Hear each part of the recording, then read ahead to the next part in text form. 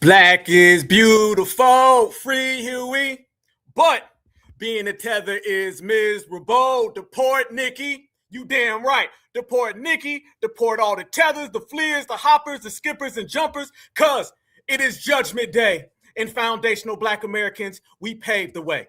So one thing for certain, fam, let me see them free Hueys in the chat, because we about to set it all the way off right now. Free Huey.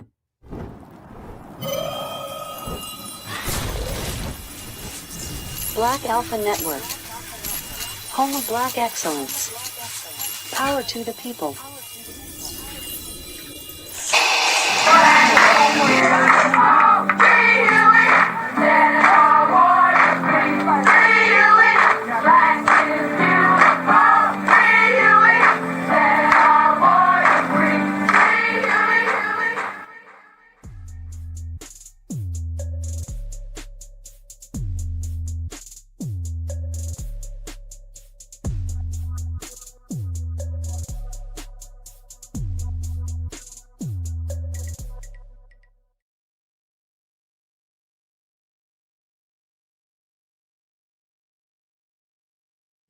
You see it, I see it, we see it, but guess what, y'all? We called it. When they start putting out these petitions to deport these tethers back to their homeland, then you know foundational Black American fingerprints are all over that, because we said reparations, delineation, and deportations. And guess what, family? It's all lined up for 2026. See ya, Nicki. You are out of here. Family, let's go to work. Easy. The downfall of Nicki Minaj needs to be studied, because not only are fans trying to have the rapper deported, they're also posting mugshots of her and her family members online. You see, after Nicki Minaj spoke at the Turning Point event, fans unfollowed the rapper, and 15,000 of them have now signed a petition to have her deported. But what's even crazier is the organizer using 15 mugshots of her husband in the petition. Yes, 15.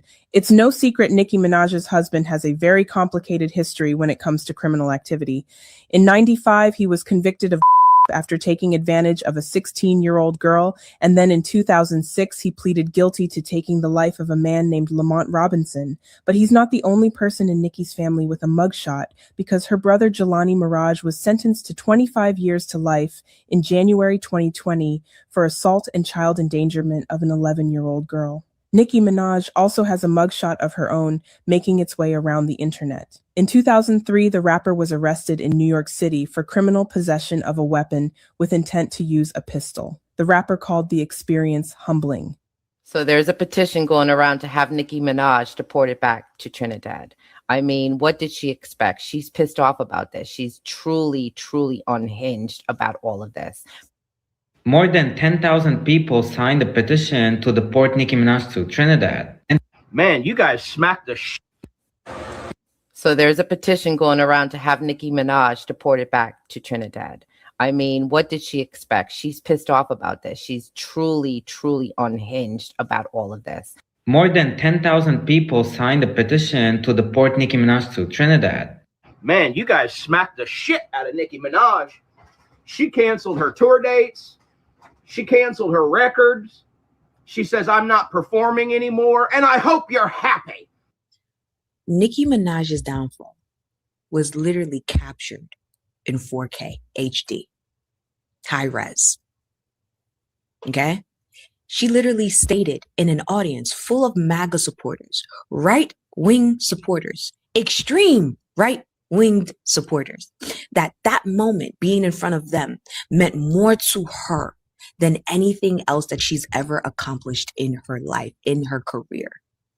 MAGA officially means more to Nicki Minaj than the Barbs. Petition calling for the deportation of Nicki Minaj has gone viral, and it's raising questions about how political backlash, being a celebrity, and misinformation collide online. The petition, titled Deport Nicki Minaj to Trinidad, began circulating shortly after Minaj's appearance at Turning Point USA's America Fest, where she praised Donald Trump and Vice President J.D. Vance. Since then, it has gathered tens of thousands of signatures. Supporters of the petition cite Minaj's political shift, her husband's criminal history, and public feuds with other artists as justification.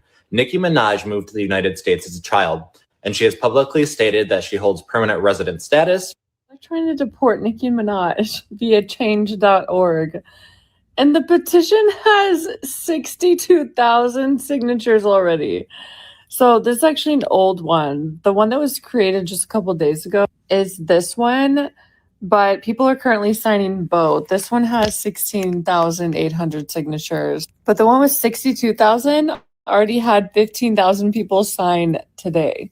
They're citing the reason being she flipped on the LGBTQ community and that public figures need to be held accountable for their words and the broader impact they have on diverse community.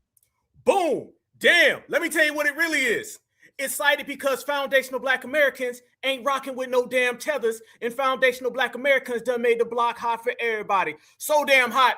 You know we got to do a roll call. Where you at, family? Come on. I need to see the city, the town, the state, the region where we doing all this damn regulating that, because it feels so good to be in the hood with my certified foundational Black Americans, because we running everybody the hell out the paint. Petitions to get people kicked out are all because of FBA, and they already know. I see STL and Savannah's already in the building, and you know we representing, and we winning all the way to the fullest on certified time. Let's go to work, man. I already see Arizona, Milwaukee, Chicago 2 times, ATL, New Jersey 704, that's Charlotte, Harrisburg, Virginia again 313. I see the 404, Long Island. I see New York. I see Savannah again. I see the 305, much love. I see 912, double back. I see Los Angeles, Detroit, Omaha, Brooklyn. I see Cincinnati, Raleigh. I see San Francisco, Mississippi, Tacoma, Philly, Arizona again, and we always in for the win. Listen, y'all, here we go. Let's go down the list.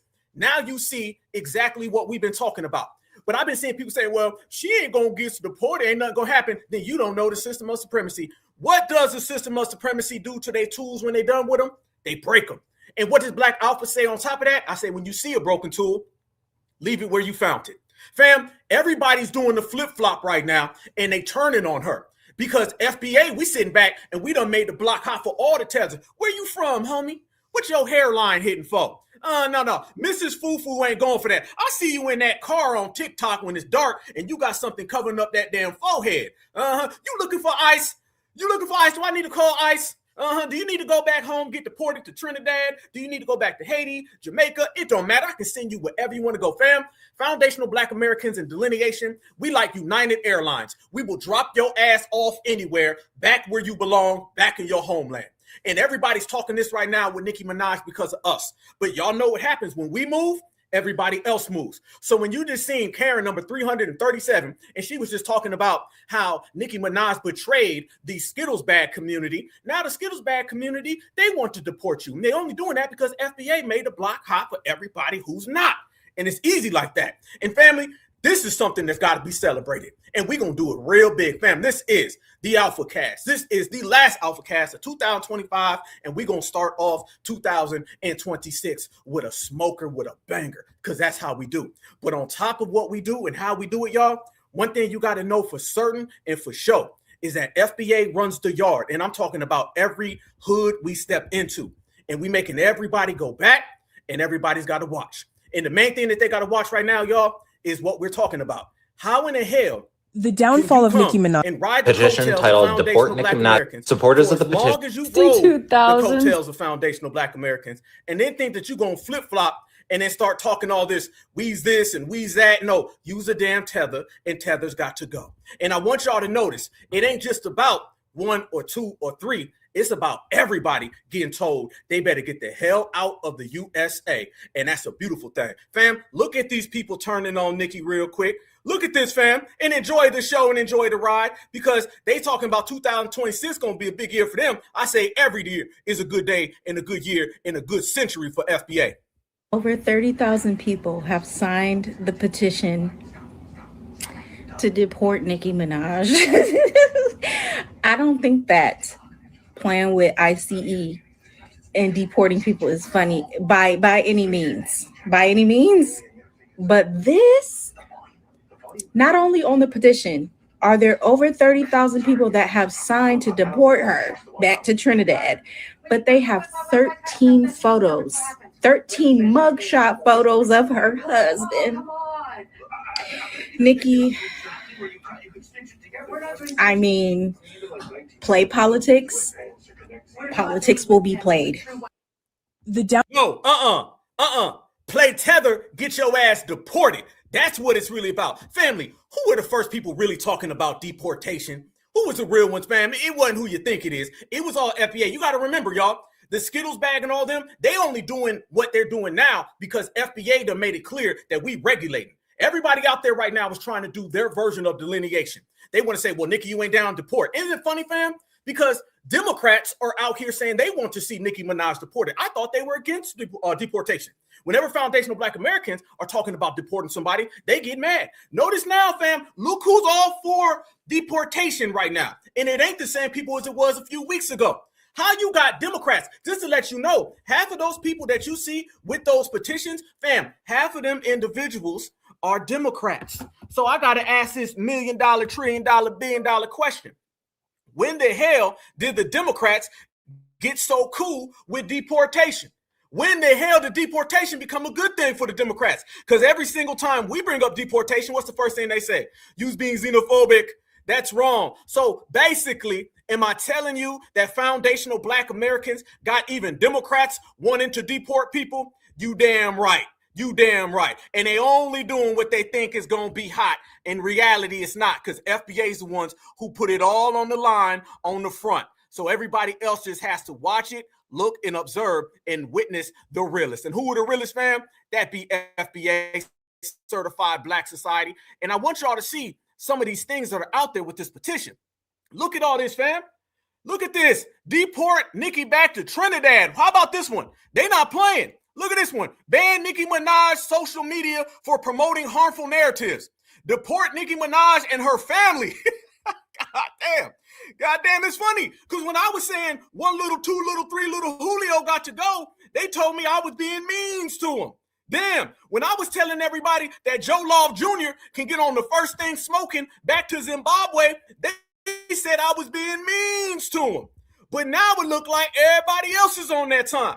And if everybody else is saying what foundational Black Americans created, then doesn't that mean everybody wants to be a foundational Black American? You damn right. Deportation, deportation, deportation, and we don't give a damn. It's that simple.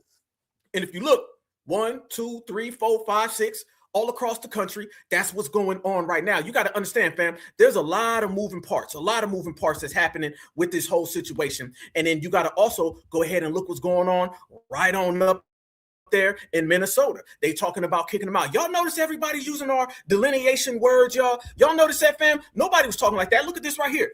Donald Trump just literally posted this the other day about Omar. He's still on her damn bumper. Oh, yeah. He's on her bumper real fast, family. He want her gone, everybody gone, and they all have to leave because we made it popping to be Americans. I'm going to say that one more time, fam, and I'm going to say it real clear for you to understand. Foundational Black Americans, we made it popping to be Americans. A lot of folks was running around here not really on that. They was ducking. We made it clear to be like, hey, this is my homeland. You won't disrespect me. You won't cross that line. So we getting everybody out. Absolutely. They ain't nothing but copycats. Now everybody wants to do the things that they got mad at FBA for doing, but we still out here riding on them. So let me tell you how it's going to go. FBA, big ballers, shot callers. Tethers, getting deported and sent home. And I already know how the play go. They're going to use these people as much as they can use them. Then they're going to break them and send them packing. Ain't nothing new in the system of supremacy. And there ain't nothing new with these people trying to blame us. Do y'all know you got tethers right now that are coming out and they're blaming foundational Black Americans for the Nicki Minaj situation? I got 2 answers to that. The first answer is you scared, you mad because you understand if one tether go, the next tether go. How many tethers do y'all want? Y'all just name them at this point, fam. Let's go ahead and just smoke a victory cigar. Okay, let's just go ahead and do our thing, fam, because whoever we point out ends up getting the block hot, and that block hot gets them sent home. So if you look right now, Nicki Minaj, gone. Trust me, they're going to break her, fam. Let me tell you something. She might self-deport herself in about a year. She might self-deport in about a year, fam, because that whole little JD the assassin, no. She's not going to bring nothing really to the Republican Party. What you going to bring to the Republican Party? What are they going to bring? Black folks don't rock with Nicki Minaj, so you're not getting the FBA vote. You already got rid of all the Skittles bag. They not rocking with you. There's a hell of a lot of complexities when you start talking about these people tap dancing for the dominant society. What asset does she bring? They thought it was going to be a big rollout. But to be honest with you about Nicki Minaj, she's got a BS character. People really don't like her. She's really not a likable person. So when she goes out there and she starts running her mouth, people is just boom, boom, boom, cutting her off. You see how many people she's been losing on social media? That's a real good asset, right? Her career's trash. It's not like you're going to get the Black American vote. What are you bringing to the table? And now that everybody's talking about you from Trinidad, and by the way, who was talking about her being from Trinidad before we were? Who was talking about Nicki Minaj being a foreigner until we were? I believe I'm the only person who just last week played the clip of her admitting that she's an illegal immigrant. Nobody else was talking about that. Who are the people who really put her identity, her ethnicity all on the front page? Black Americans did. Because we got this thing that go right hand in hand with delineation. It's called paperwork checking. And all of our paperwork checking done came back dirty on folks. Now y'all see how everybody out here now trying to do their version of paperwork checking. FBA has led the fray. And the cool thing about it is, y'all, we lead the fray and we don't give a damn about nobody else. Oh, it ain't no you getting a part of this. No, it's you trying to copy our style and we still smashing on you. So we win, and they lose. And family, tethers are out there right now trying to blame FBA. Oh, y'all gonna love this. Everybody, smash the like button. It's going down. Let me tell you something. It's gonna be Tethergeddon for a Trinidadian. How about that one? Look at this right here, fam.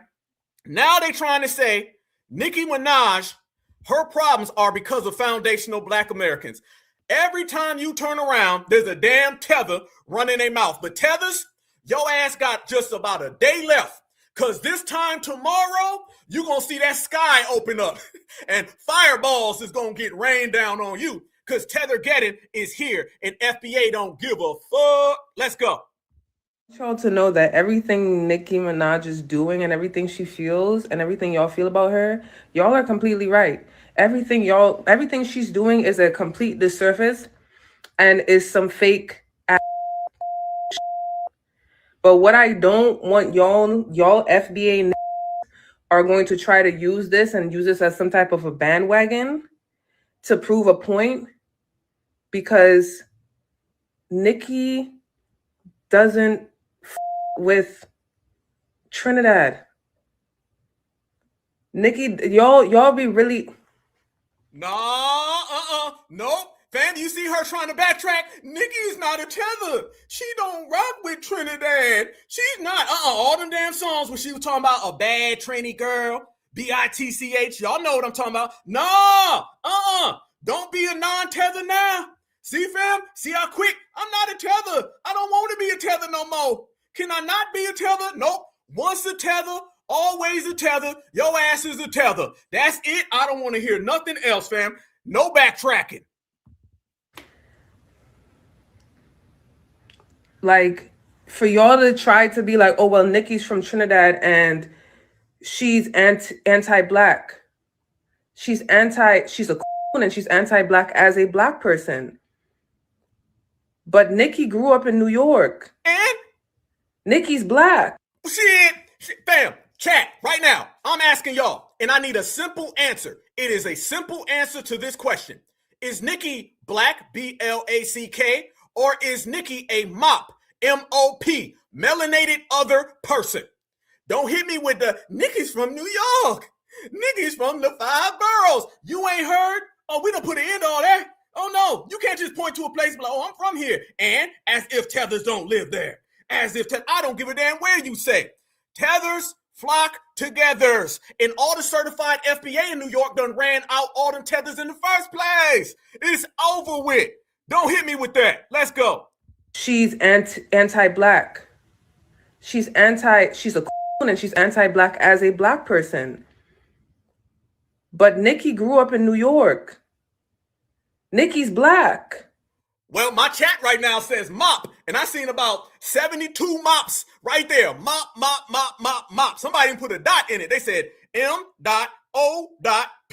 Damn, the people have spoken. Nicki is a MOP. What she's doing does not mean that it's because she's from Trinidad and has no type of alignment to Black people. What did y'all say when Snoop Dogg did what he did? Did what? He's from the U.S. What did y'all say when Nelly did what he did? He's from... Nelly didn't do nothing. Neither did Snoop. What? They performed What? They got a bag? Is that what you're talking about? So Nelly performed and Snoop performed for Donald Trump, and they got a bag. That ain't the same as saying, this is the best moment of my life. Just to be right here next to you, Mrs. Kirk. I loves it. Go ahead and bomb Nigeria. Save all the Christians. Don't even compare Snoop Dogg and the Dog Pound, Nelly and the Saint Lunatics to no damn Trinidadian tether. Fam, we cleaning all that up. 2025 was a year of regulating and deportations, and we taking delineation to a whole nother level in 2026. Look at her bucking her eyes. I don't know what's bucking more. Them damn nose rings she got in the bridge of her nose, her nostrils, or eyes. Fam, she's a 3-time bucker. Her damn nose rings bucking, her eyes are bucking, and her nostrils are bucking. I want to say that her eyebrows are bucking, but I can't see them. And she got a damn hoodie on, so I can't see that hairline. These tethers are scared, y'all, and FBA is shining. Continue. From the US, y'all, so like, that is the one thing I just hope y'all are not trying to do. And I will just not go for that. I'm just not going for that. I will not be blinded by that. Black people can do things against other Black people. People who are of Caribbean descent, who are Black, can do things against Black people. Can just do wrong things. She said she ain't gonna go for it. What you gonna do? Make a TikTok video? Scared? You gonna buck your nostrils wider? You ain't gonna do nothing. Hey, and she got the gap. Hey, her 2 front teeth are bucking. I apologize. Not a 3-time bucker, a 4-time bucker. She's a quadruple bucker. That is the eyes, the nose ring, the nostrils, and the 2 front gap teeth. You scared? Let's go. Y'all are trying to now make it a coalition thing and trying to create some type of a narrative and agenda against people who are Caribbean and are Black and are in the United States, and make it seem like we don't f with Black people. I was born in America. I grew up in Trinidad. I see myself as Black, and I don't f with none of that shit. And I know that Black people and Americans and the Black community has their issues, just like Trinidad has their issues. Every place has their issues. No, we don't. What issues we got that y'all got? What? We got electricity. We've got power. We're not under the thumb of the colonizer. We're not facing deportation nor ICE. You ain't even looking at the camera in your own video. You got a lot of problems, okay? You can start with that damn hairline, all right, that you got hid, and you can start with that damn forehead that you got sort of hid. I see a vein going down the middle of it. Okay, you need to get your mind right and quit trying to worry about FBA. Look how they trying to drag us into this. This is a non-foundational Black American problem. And family, have y'all noticed they hate when they got problems that aren't our problems, because that means we can't save them from said problems. Hold your own, Trinidadian. Am I not going to say that, oh, Caribbean people don't talk down on Black Americans? Yes. Yes, and I don't stand for that either. I think there's a difference. We can speak in a way of holding people accountable, where sometimes I feel like Black Americans, when I've grown up here and been around Black Americans, sometimes there can be a lot of xenophobic underlining things. But we have to realize. There you go. Here we go, family. You knew it was coming. Family, notice that they on the same kind of time at the end of the year that they were at the beginning of the year. You knew xenophobia was coming. You knew Be Nice was coming. This is a tether trying to run tether protection, okay? But the tether protection service done got cut off by the government, and it got cut off by the lineage. There's nowhere for tethers to go right now. You still talking about xenophobia? You still talking about a hate group and a cult? A 2022 call. They want all that BS back. Who the hell is still talking that right now? Be quiet, accept deportation, accept Nicki Minaj's careers in the trash can, and them same white folks that she was bucking for is going to send her ass straight to the curb, and you are not going to have a TikTok account because they banning people from all out the diaspora. It ain't too good for you, homegirl. Keep it to yourself. realize that all of us are doing, and we're all doing something. We're all doing something. And it's creating this type of domino effect where everybody is now just starting to hate, everybody's just starting to hate everyone. Nope, it's starting a domino effect that it goes from 1 tether, 2 tether, 3 tether, 4, 5, 6, 7. You got the domino effect correct, but you got the wrong pattern. See, it's not about this person hates this person and hates this person. We're not even involved enough to care about your shenanigans. See, Black Americans, we over here on FBA certified time. We don't even care what you got going on. But let me tell you what's happening. It is a domino effect. This tether gets deported. This one gets deported. That one gets deported. Let me go ahead and go down the timeline for my brothers and sisters right here. Let's start it off real. Nicki Minaj is just another case of FBA called your ass out, and then the world started looking at your legitimate status as a citizen. Remember when we told everybody that that wasn't Kamala Harris's grandma? Remember that, fam? What happened to Kamala Harris's career? Down the drain. Remember when we told everybody that Amanda Seales ain't no foundational Black American, so she can't speak for us? What happened to her? What happened to the Essence Fest? Y'all remember when we called all that out? And foundational Black Americans said, oh, that don't represent us. What happened to the Essence Festival right afterwards? Nicki Minaj is par on course. I hope you see the patterns, because I do. Let me tell you how the patterns go. Foundational Black Americans point your ass out. Everybody starts looking at you, and then people start pulling back the paperwork. Fam, you think it's a coincidence that we've led on the forefront of every regulation case in the United States? They talking about that Omar lady. Hell, Black Americans been calling her out for the last 4 years. So everything going on in Somalia right now, FBA been on it. Donald Trump began to the party late. FBA was here early, fam. So this little tether woman talk, or maybe a man, I don't know yet. Okay, we still got to figure out what that gender of that person was. But let me tell you what the status is: immigrant, migrant, non-foundational Black American. And if you are non-foundational Black American, then foundational Black Americans don't give a damn about your problems. It's time for everybody to hold their own NUTs. And that's just what it's going to have to be for the main front, fam. We called out Nicki Minaj and her tetherism. Let's be real, y'all. Let's go there. Foundational Black Americans, we called out Nicki Minaj, and there's somebody else that Nicki Minaj used to be a label mate with, and we called his ass out, and then everybody started going along, and he goes by the name of Drake. Y'all see what's going on with Nicki Minaj is very similar to what's going on or what went on with Drake. You notice that? What's going on with Nicki Minaj looks very similar to what happened with Drake. You're both tethers who came and milked the foundational Black American community. FBA riders and the grassroots stood up with the delineation movement, said hell to the null. And once we said hell to the null and canceled and deleted your career, now everybody else is coming in and they saying they gonna cancel and delete your career. Notice this with Drake. Remember everybody said with Drake, they said, well, he don't need FBA. It's been about 1.5 years, almost 2 years since They Not Like Us came out. How much has all those other people in other communities carried Drake's career? It ain't looking too good, is it? Y'all notice that, right? What we do to Drake, y'all? FBA delineated, and we regulating, and we got Drake out the paint. And all of those other communities, all them W boys, them frat boys, the Skittles bag, because remember, Drake's fan base and Nicki Minaj's fan base were never foundational Black American certifieds. Never, never. So when we ruined Drake, I didn't see them other communities uplift him and keep him around. 2025, you heard Drake the least that you've heard in the last 20 years.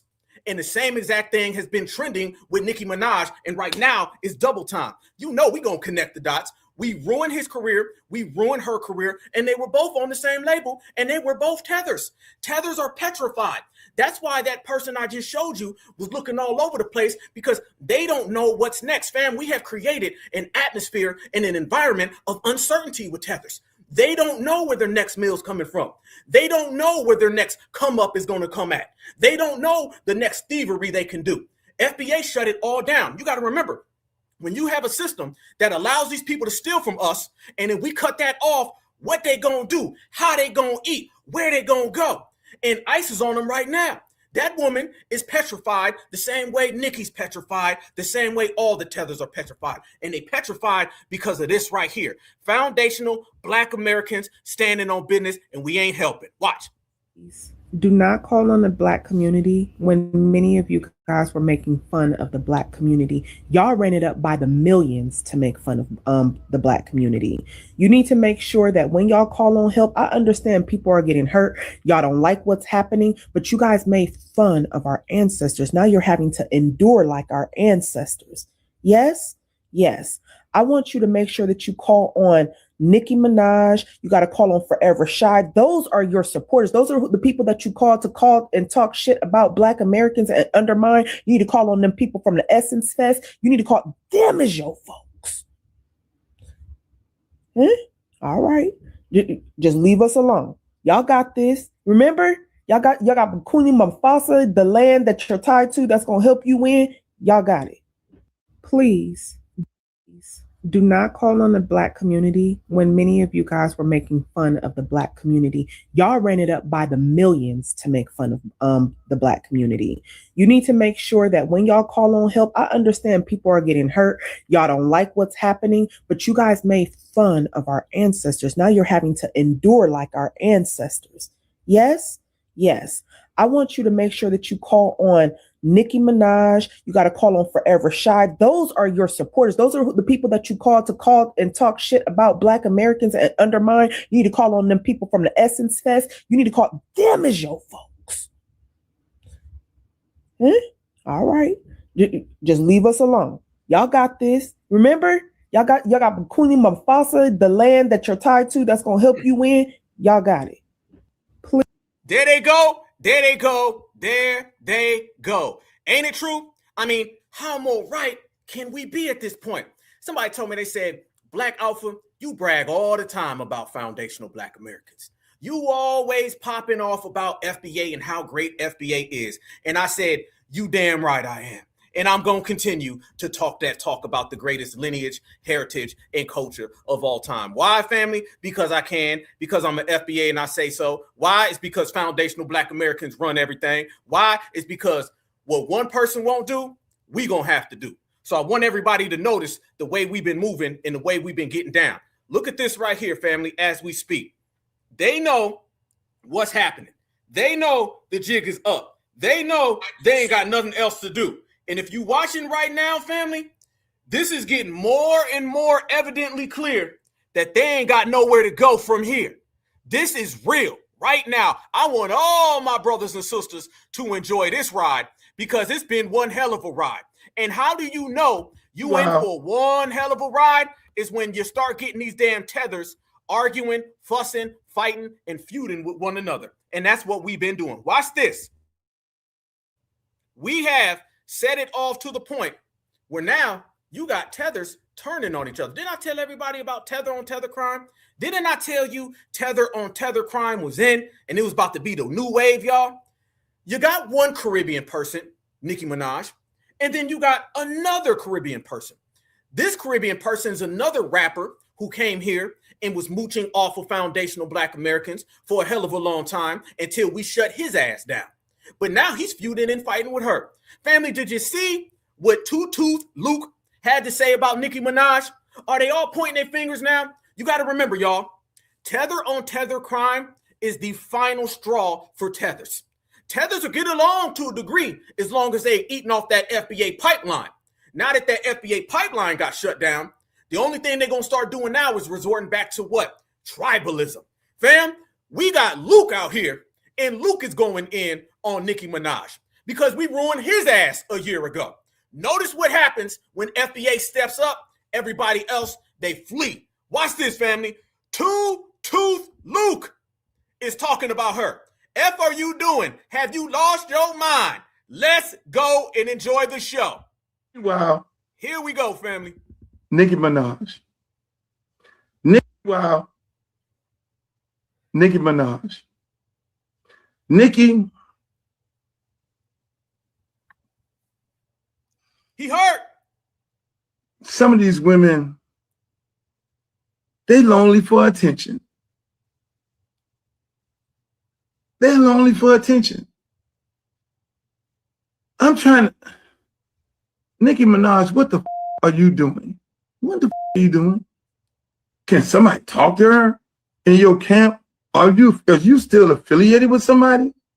Nicki Minaj, Turning Point? Do you really know what these people are all about? You know what they're all about? You know what they're on? You're going to sit down there with Kirk. These people done said everything in the world about black people. They deliberately targeted black people. Nicki. Fam, did he say deliberately? Was that deliberately? Is that what you trying to say, Tooth Luke? I know you struggling talking through that damn gap, but I know he didn't just say deliberately.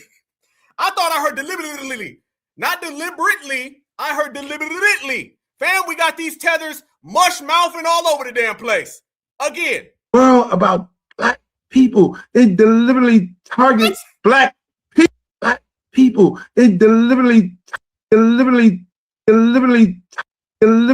target black people. And your ass can deliberately not talk. What the hell is he talking about? Fam, we got these tethers shook. I told y'all, that man said deliberately. What you on, the Wheel of Fortune? What the hell are you talking about? What these tethers don't know what they doing. Hell no. One more time. Tell us what you really mean. I'm going to give you one more damn chance, Luke. Don't mess this one up. Target black people. Nicki, have you lost your mind? They deliberately target black people. They deliberately target black people. And you are deliberately a tether who can't talk. Damn, we got him shook. Nicki, have you lost your mind? Are you serious? I mean, you start with Cardi B. Tether. And I guess you need some more attention. Are you lonely for attention, Nicki? Are you really lonely for attention? Watch, fam. He's about to try to insert FBA. I told y'all, fam, they ain't got nothing else to do. You get deported. FBA did it. You get sent back home. FBA did it. You can't eat tonight. FBA did it. You can't get a woman, Luke. FBA did it. What the hell do you got other than foundational black Americans made this happen? Watch. He's about to try to tie us into this the same way the previous tether did. They have nothing but desperation. Attention. So you see Nicki going after everybody who got a new album and wanting to talk, and now you over there with Charlie Kirk. It's like you're looking for attention right now, Nicki. Nicki, you're looking for attention. Kanye West go around with Trump, and you, Nicki, you want to go out here with Turning Point. You're sitting up there with Kirk's wife. If this man, the founder of Turning Point, who's unalive, said you're a bad influence, why are you over there sitting on the stage with them? What are you doing, Nicki? Also, the guy could say something negative about you, but when the black girl say something negative about you, you lost your mind. So you over there sitting down with them. What did they give you, Nicki? You like Tariq Nasheed and all them, in my opinion, them giving them whatever to then turn black people against black. Them people don't like black people. Tariq Nasheed and all them, in my opinion, them giving them whatever to then turn black people against black. Them people don't like black people. There you go, family. You knew it was coming. You knew it, fam. He had to bring up FBA. You like Tariq and FBA. FBA did this. No, you did this. Notice again, I told you, whenever they ain't got nothing left, the only thing they know how to do is try to blame FBA. FBA ain't the reason why she ain't got that paperwork together. FBA ain't the reason why her ass is about to get deported. That petition is all them damn rainbows. That's on you. Hell no. They don't like you. They don't like you. They don't like your kind. The founder said it. He thinks you're a bad influence on black culture, people. And you over there with these people? Wow. Nicki Minaj. Damn. Really though. There you go, family. More evidence, more proof. You see what we talking about? You see what we saying, family? They got to bring up foundational black Americans because they ain't got nothing left. When you start going down the line, you start looking at all this, fam. The block is more than hot. Okay, it's on fire right now. It's on fire. The atmosphere that's been created through delineation has created separations amongst us and everybody else to where they can't cling to FBA and say FBA made me do it. Foundational Black Americans are behind it. No, you're behind it. It's your problem. You got to hold. I told everybody 2 weeks ago, they got to start holding them specific nuts. Everybody, them Trinidadian nuts, them Bahama nuts, them Barbados nuts, them Haitian nuts, them damn African nuts, whatever it is, you got to hold them. But like I said, in order to hold them, you got to grow them. And I don't think a lot of them have it. So if you notice now, they starting to feud and fight amongst each other. Notice the desperation. Luke is sitting there mad as hell talking about Nicki Minaj.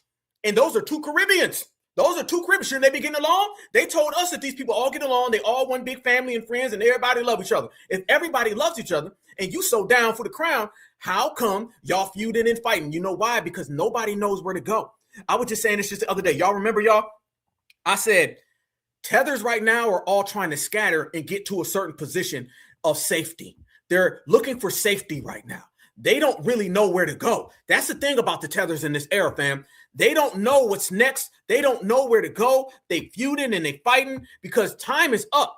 And this ain't just some pipe dream where folks are just saying it. No, fam.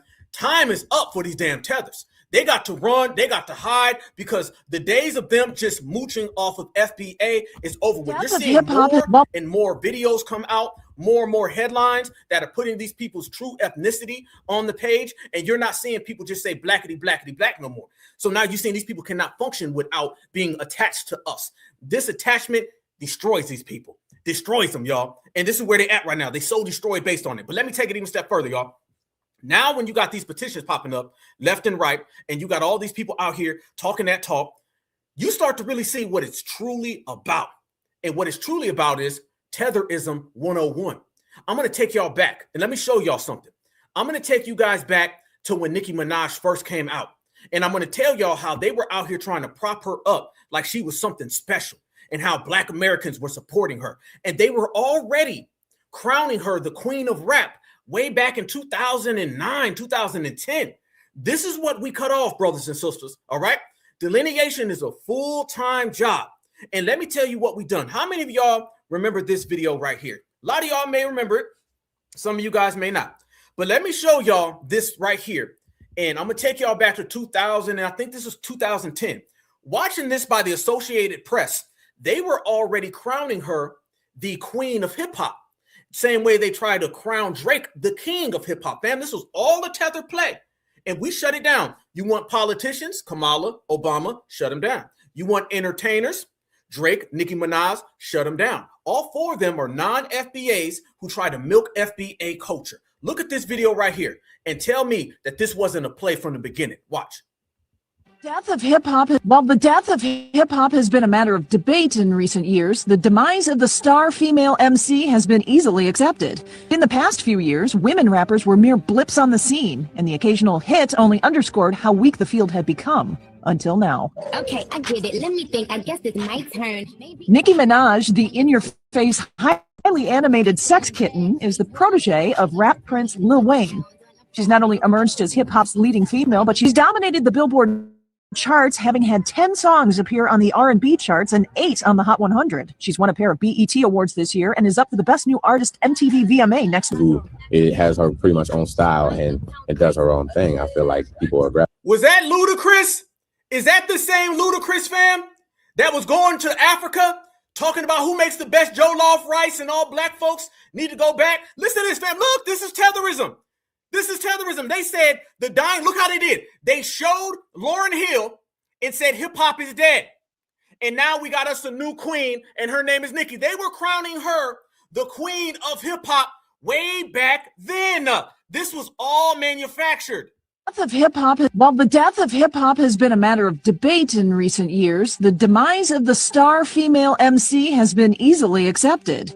In the past few years, women rappers were mere blips on the scene, and the occasional hit only underscored how weak the field had become. Until now. Okay, I get it. Let me think. I guess it's my turn. Nicki Minaj, the in-your-face, highly animated sex kitten, is the protege of rap prince Lil Wayne. She's not only the sex kitten? What? Who wrote this stuff? The highly animated sex kitten, who's the prince with Lil Wayne. So Lil Wayne was the prince, Nicki Minaj was the queen, and Drake ended up becoming the king. You see what happens when you do not gatekeep the culture, y'all. Why? And then Luda come on. Remember, Luda is the same Luda that was pulling that Go Back to Africa stuff this year. Watch. Emerged as hip-hop's leading female, but she's dominated the Billboard charts, having had 10 songs appear on the R&B charts and 8 on the Hot 100. She's won a pair of BET Awards this year and is up for the Best New Artist MTV VMA next week. It has her pretty much own style and does her own thing. I feel like people are gravitating towards it. So I think that's what makes her stick out. Rap pioneer Queen Latifah says when Nas declared that hip-hop was dead in 2006, that was partially due to the lack of feminine voices. Stop, family.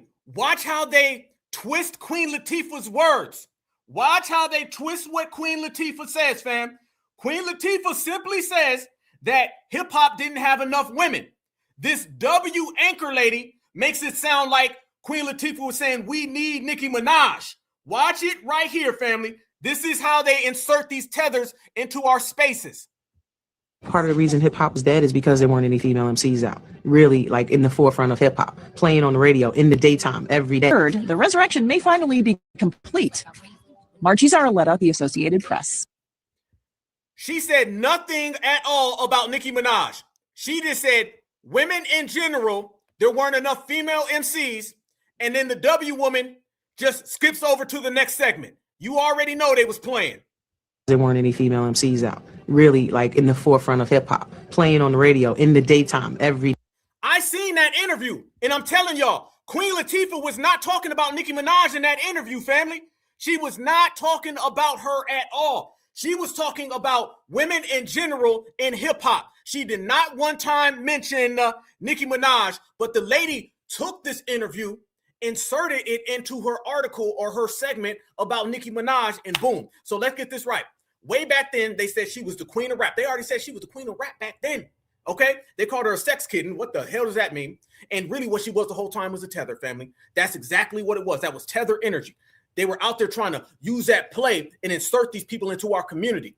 And that whole, I'm telling you right now, that Queen Latifah article or that Queen Latifah segment, that was one of her movies. She was not talking about Nicki at all. That was really on some damn plagiarism type stuff, fam, where they was trying to use the game up. So you see automatically, she never had foundational Black American support like that in the grassroots. We never rocked with Nicki Minaj. Let's make that crystal clear. Foundational Black Americans was always, nope, we over here, minding our own, right? This is what they always do. They insert these people into our areas, into our communities, and try to uplift them. Have y'all noticed every time it's a non-foundational Black American, outsiders brand this person as like the leader or the king or the queen? Ain't that what they always do, fam? It could be a foundational Black American right now. They'll never use that term about us from us. But let it be Drake. Drake's the new Michael Jackson. Let it be Nicki Minaj. She's better than Queen Latifah. We're going to take a Queen Latifah interview and make it look like she's referring to Nicki when she wasn't. Notice every time these individuals find them an outsider, they place them right there in our community and try to say, this is the main person. This is the one. This is who y'all all need to follow. And then they continuously perpetuate that over and over and over again until they feel that they got their just due. That's what FBA has been noticing, and foundational Black Americans been shutting it down all the way live. And that's just the way the game goes. So when you're starting to look at these petitions and everybody out there is talking about sending her ass home, packing them bags up, that's the real thing. You ain't no queen of the community when your ass is getting snatched up and sent back to where you belong, and you don't belong here. And if you notice, fam, there's been a kind of a flip-flop in things. And how do you know the block done got hot? Because what we were saying, those Democrats were the main ones running around here talking about no deportation. But notice now the Democrats want to use deportation. Democrats never had a problem with people coming into our community, stealing from us, thieving from us, taking away from us. But when y'all look at them petitions, fam, those petitions are mostly about Democrats wanting her gone. See, foundational Black Americans, we different. We saying we ain't rocking with no damn thieving tether. Democrats are just saying, oh, well, you got a different status, a different opinion. We want your ass gone. These right here are the differences between us and them. But notice, y'all, the Democrats right now, they're trying to use deportation as a weapon themselves. Watch this. Biggest hypocrites of 2025 award goes to Democrats. They signed a petition, over 50,000 signatures, to deport Nicki Minaj back to Trinidad. You know, the same people that are against deportations, they're anti-anything Republican. People that have opposing views than them. That's their belief system. They make it known time and time again. I would like to have a signature signed to petition tolerating Democrats. I'm over it. Essentially, by them signing this petition to deport an immigrant, right? A legal immigrant who has contributed to our society, Nicki Minaj. Democrats are showing their true colors. Democrats are showing that they only want immigrants that align with their views, that align with their political party, that align with their beliefs. Even though Democrats don't believe in anything. You ask them what they stand for, they're like, I don't stand for anything. I stand against everything Trump. Dear Democrats, instead of wasting all of your energy on signing these useless petitions, on going to these useless protests and riots, do something useful. Like, I don't know, for one, you guys virtue signal and act like you care about immigrants. How about you sign petitions to actually give them good labor hours, good working environments, and not getting paid under the table, but, you know, it's all selective outrage. Biggest hypocrites of 2020. Ain't that something, y'all? Ain't that something crazy when you really look at it? So this, let me tell you where this puts foundational Black Americans. I'm going to tell you right now where this is good. This is good. This is good. No. This is real good. I'm going to tell you why this is good, fam. This is good because now you got everybody having their own internal conflicts while we're going straight to the bank. Notice this, y'all. Everybody else is feuding and fighting and fussing. Democrats did it. Republicans did it. You got Democrats now down for deportation. Foundational Black Americans is watching it. This is good. Because anytime they come to FBA and they start talking that talk about some y'all did this and y'all did that, all we're going to simply say is, well, y'all down for deportation when it came to Nicki Minaj. Same thing. Good. Fam, I don't care. Listen, when you ain't on nobody's team but your own, you can enjoy all of them going back and forth. I don't give a damn. I want a hell of a lot of Nicki Minaj fans and a hell of a lot of anti-Nicki Minaj people to go ahead and clash. This is good. Let them go ahead and argue, feud, and fight left and right because you can't put that jacket on FBA. What I do know is when foundational Black Americans talk about deportation, they call it xenophobic. But then I see the same exact Democrats go around and support a petition to get Nicki Minaj deported. So it's funny. They're down for deportation if it's some left, right, Democrat, Republican stuff. Then they get down with it. Okay, I'm for deporting everybody. Democrat, Republican, Green Party, Lavender Party. I don't give a damn. Barbs, all their asses can go. Because when we over here on our own time, let them feud and fight. One thing, fam, and I mean this. Black folks have to get to the point where you enjoy watching all these other people have internal conflicts. You got to. Because that always plays for us. Dr. Randy Short told me one time, he said, when they fight each other, we win. They always come and they do what to us? They always try to amplify whenever we're in a feud or a conflict, right? Well, you need to do the same damn thing for them. All right? That's how we get down. So what you have now is them feuding and fighting over deportation. And if you look at it, I'm going to go ahead and tell y'all something. They talk all that talk about FBA. Donald Trump supports deportation, right? Largest mass deportation in American history. All of these Democrats support sending Nicki Minaj back to Trinidad. That sounds like deportation to me. So is it safe to say the Democrats and the Republicans both support deportation when it benefits them? So anytime someone tries to throw something at FBA, I'm going to say, y'all are all for deportation. Only difference between y'all doing it on some political means. We're doing it country-wise and based on legality. So we, again, are winning by simply playing it the FBA way, and we ain't have to lift a finger to do so. Fam, FBA always wins. Tether wars, absolutely. You got to enjoy the tether wars. They're going back and forth, fam. That's good. This is all good. Let these people feud and fight because they're going to break themselves all the way down. And that's the best part about being a foundational Black American. You can watch people crash out in real time. You can watch them crash out in real time. And family, when I tell you they crashing out in real time, they crashing out in real damn time. You ain't even got to wait for it. You feel me? That's the best thing about it. You ain't got to wait for it. Let me show y'all more. More people out here, and they talking about what it is and what it could be, but that petition is took off. Watch. For Nicki Minaj to be sent back to Trinidad. And she's mad, and now she's threatening and saying that she's not going to make any more albums. And it appears that not too many people, aside from her normal horde of barbs, that don't seem particularly bothered by the fact. In fact, it seems as though it's pushing more people to sign said petition. Now, although I'm not a Nicki Minaj fan by any stretch of the imagination, I do think that that is a bit extreme. That's just me. I don't wish you know, people. I don't. I think it's perfect. I think it's perfect, fam. And I'm getting some Tether vibes here too. People are saying, you know, she's not a sis. I don't know if she is or she is not, but I do feel that that's a bit extreme. You know, I know what you said and all the things and stuff like that. And I knew there's going to be plenty of backlash, you know, so it's not beyond the realm of me finding out this information, but it does tickle me because I know that she had to know that there was going to be backlash. Again, but like I told y'all in the video that I did, I don't think that she really processed the extent that people will go to. And, you know, by her wanting to identify as being, you know, Black, in the essence, she has to fucking know that. I mean, come on, Nicki. She know how petty we are. She know how petty Black people can be. And when you do things like that and go against, you know, the color that the Black very race of people that you've made a platform off of, and now you want to, you know, switch and flop or maybe just step into the truer light of who she's always been, because I don't know.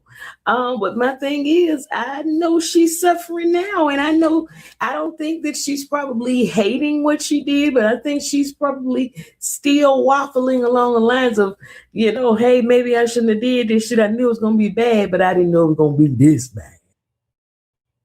People have... Fam, that's one community. Oh, we're going to go through the communities. Oh, no, I'm going to show y'all. I'm going to show y'all what it's really hitting for. I'm going to show y'all what it's really hitting for. Does that look right there? I think that woman's a tether. And you know, tethers is laughing at each other, fam. This is good. Let them all laugh at each other. I'm going to show y'all another thing. This goes to show you where these people are at ain't where the hell we at. We ain't on that. Notice they all got these little agendas. They tied into this. They tied into that. FBA over here good. We over here good in the neighborhood. These people are out here. They don't know what's happening. There's an uncomfort that you see in a lot of these tethers. And the reason why these people are so uncomfortable is because they know for certain that things ain't going to be what they were just a few days ago, just a year ago. Just a year ago. It ain't going to happen the way you want it to happen. It ain't going to go down the way you want it to go down. What it is that you're going to find out that foundational Black Americans are always in full swing and in full control. And no matter what you think, no matter what you say, you got to deal with the fact that your homeland is calling. I told y'all, they all got to go home. They all got to go home, and FBA is home. So what's the very big difference right there? You're dealing with one individual and you're dealing with the others. Look at this right here, by the way.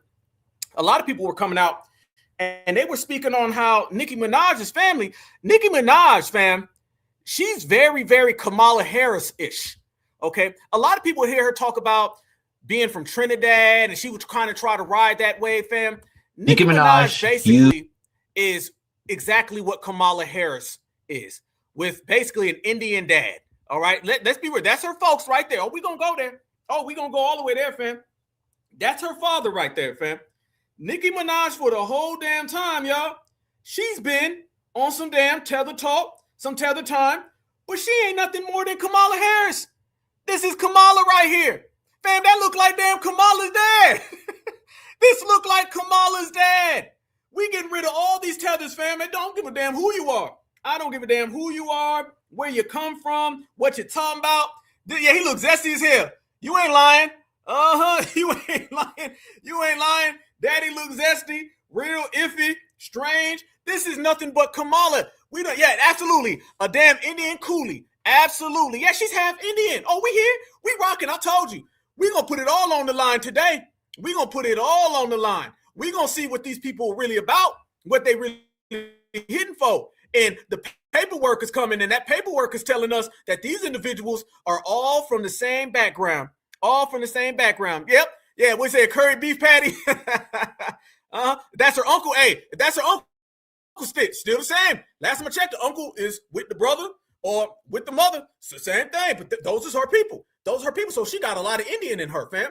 That ain't nothing more different than what you're talking about. See, you got to be careful when you start talking about the Caribbean, right?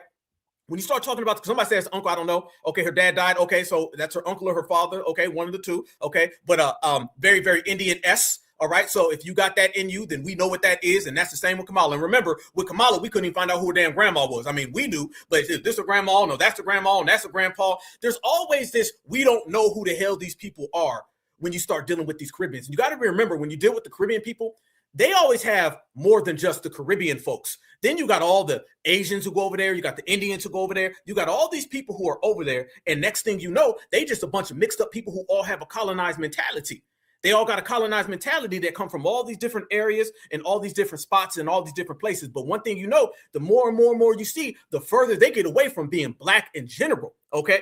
These ain't nothing but full-time mops, y'all. These people are mops on one side of the family. They mops on this side of the family. They dad or they uncle or whatever, they big cousin, I don't give a damn. They're all coming from that mop area where you can tell they are not foundational black Americans at all.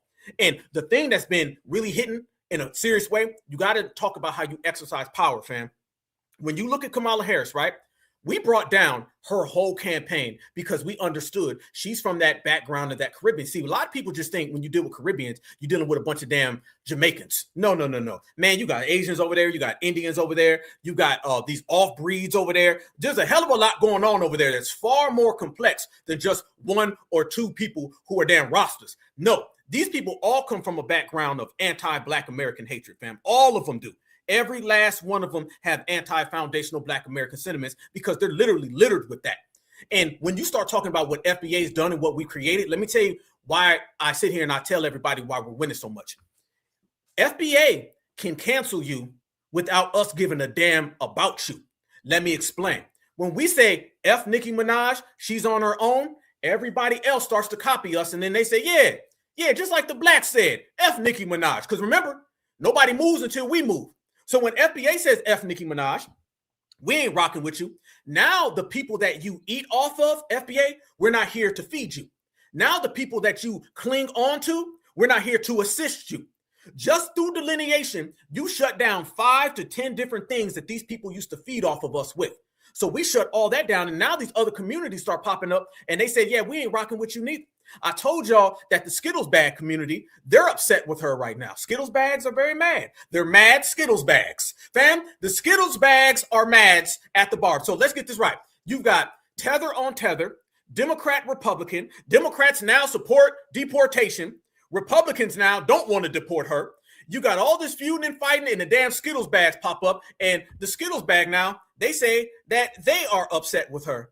Family, we can cancel you without caring about you, because when we say F you, everyone else does. I want y'all to say hello to Mr. Queen, okay?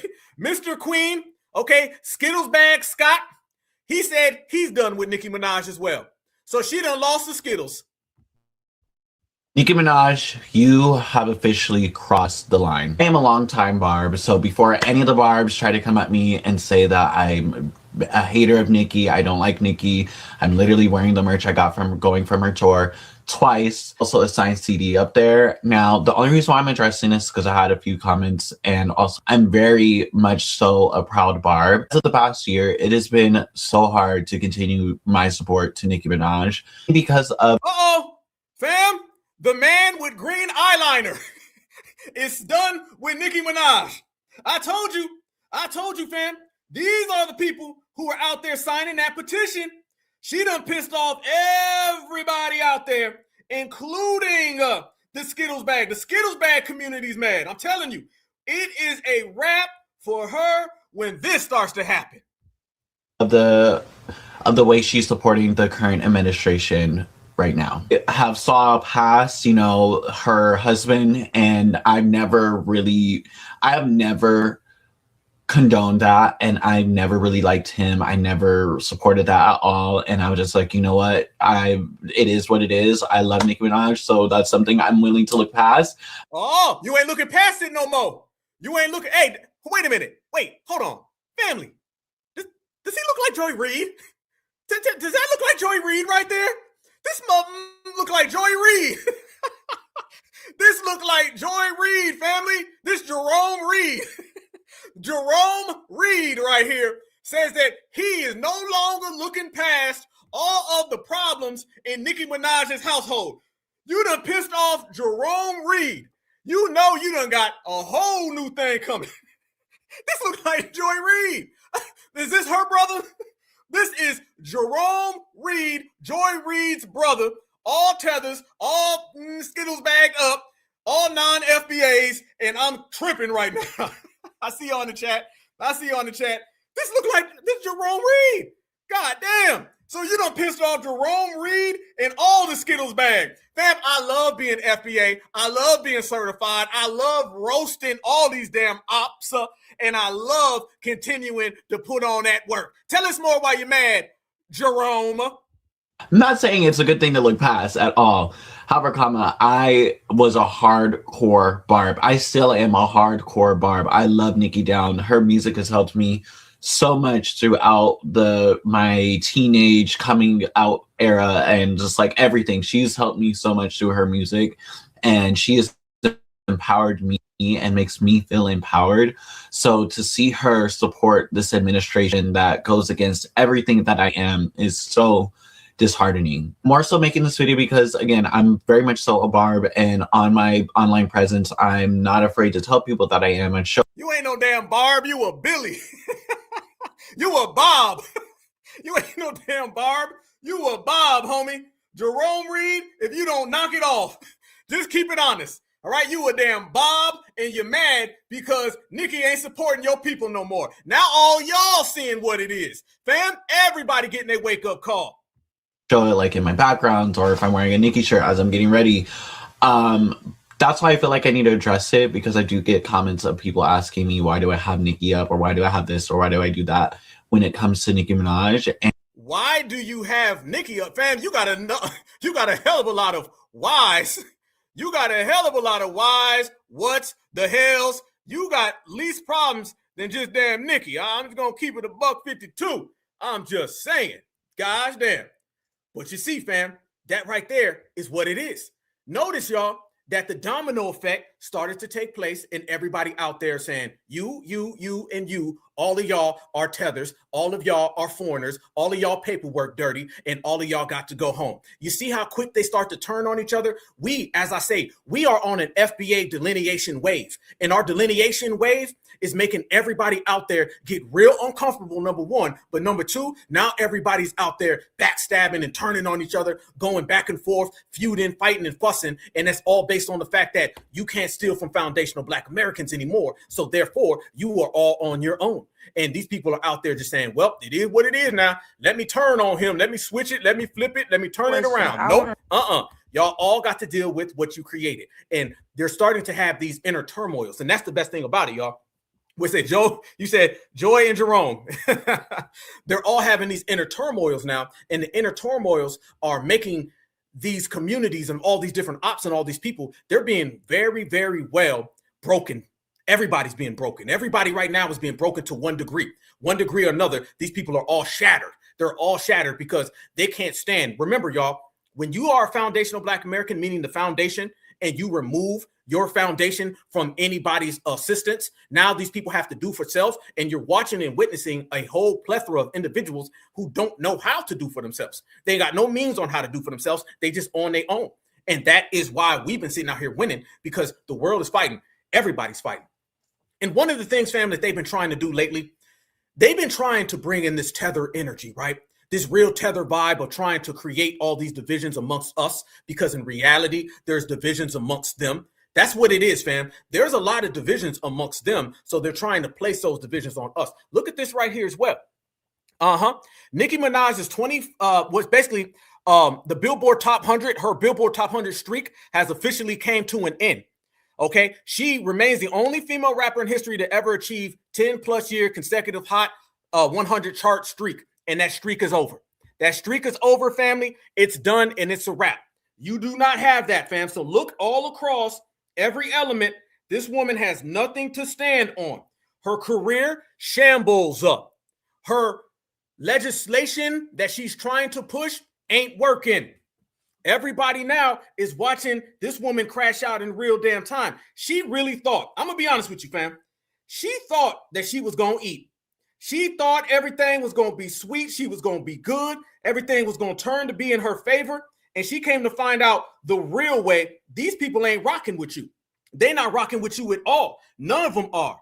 This is out here clear as day, a breakdown of everything she thought she had. And when you start to, yeah, she done. Absolutely, family. You're right here looking at your screen. You're watching her career go down the drain.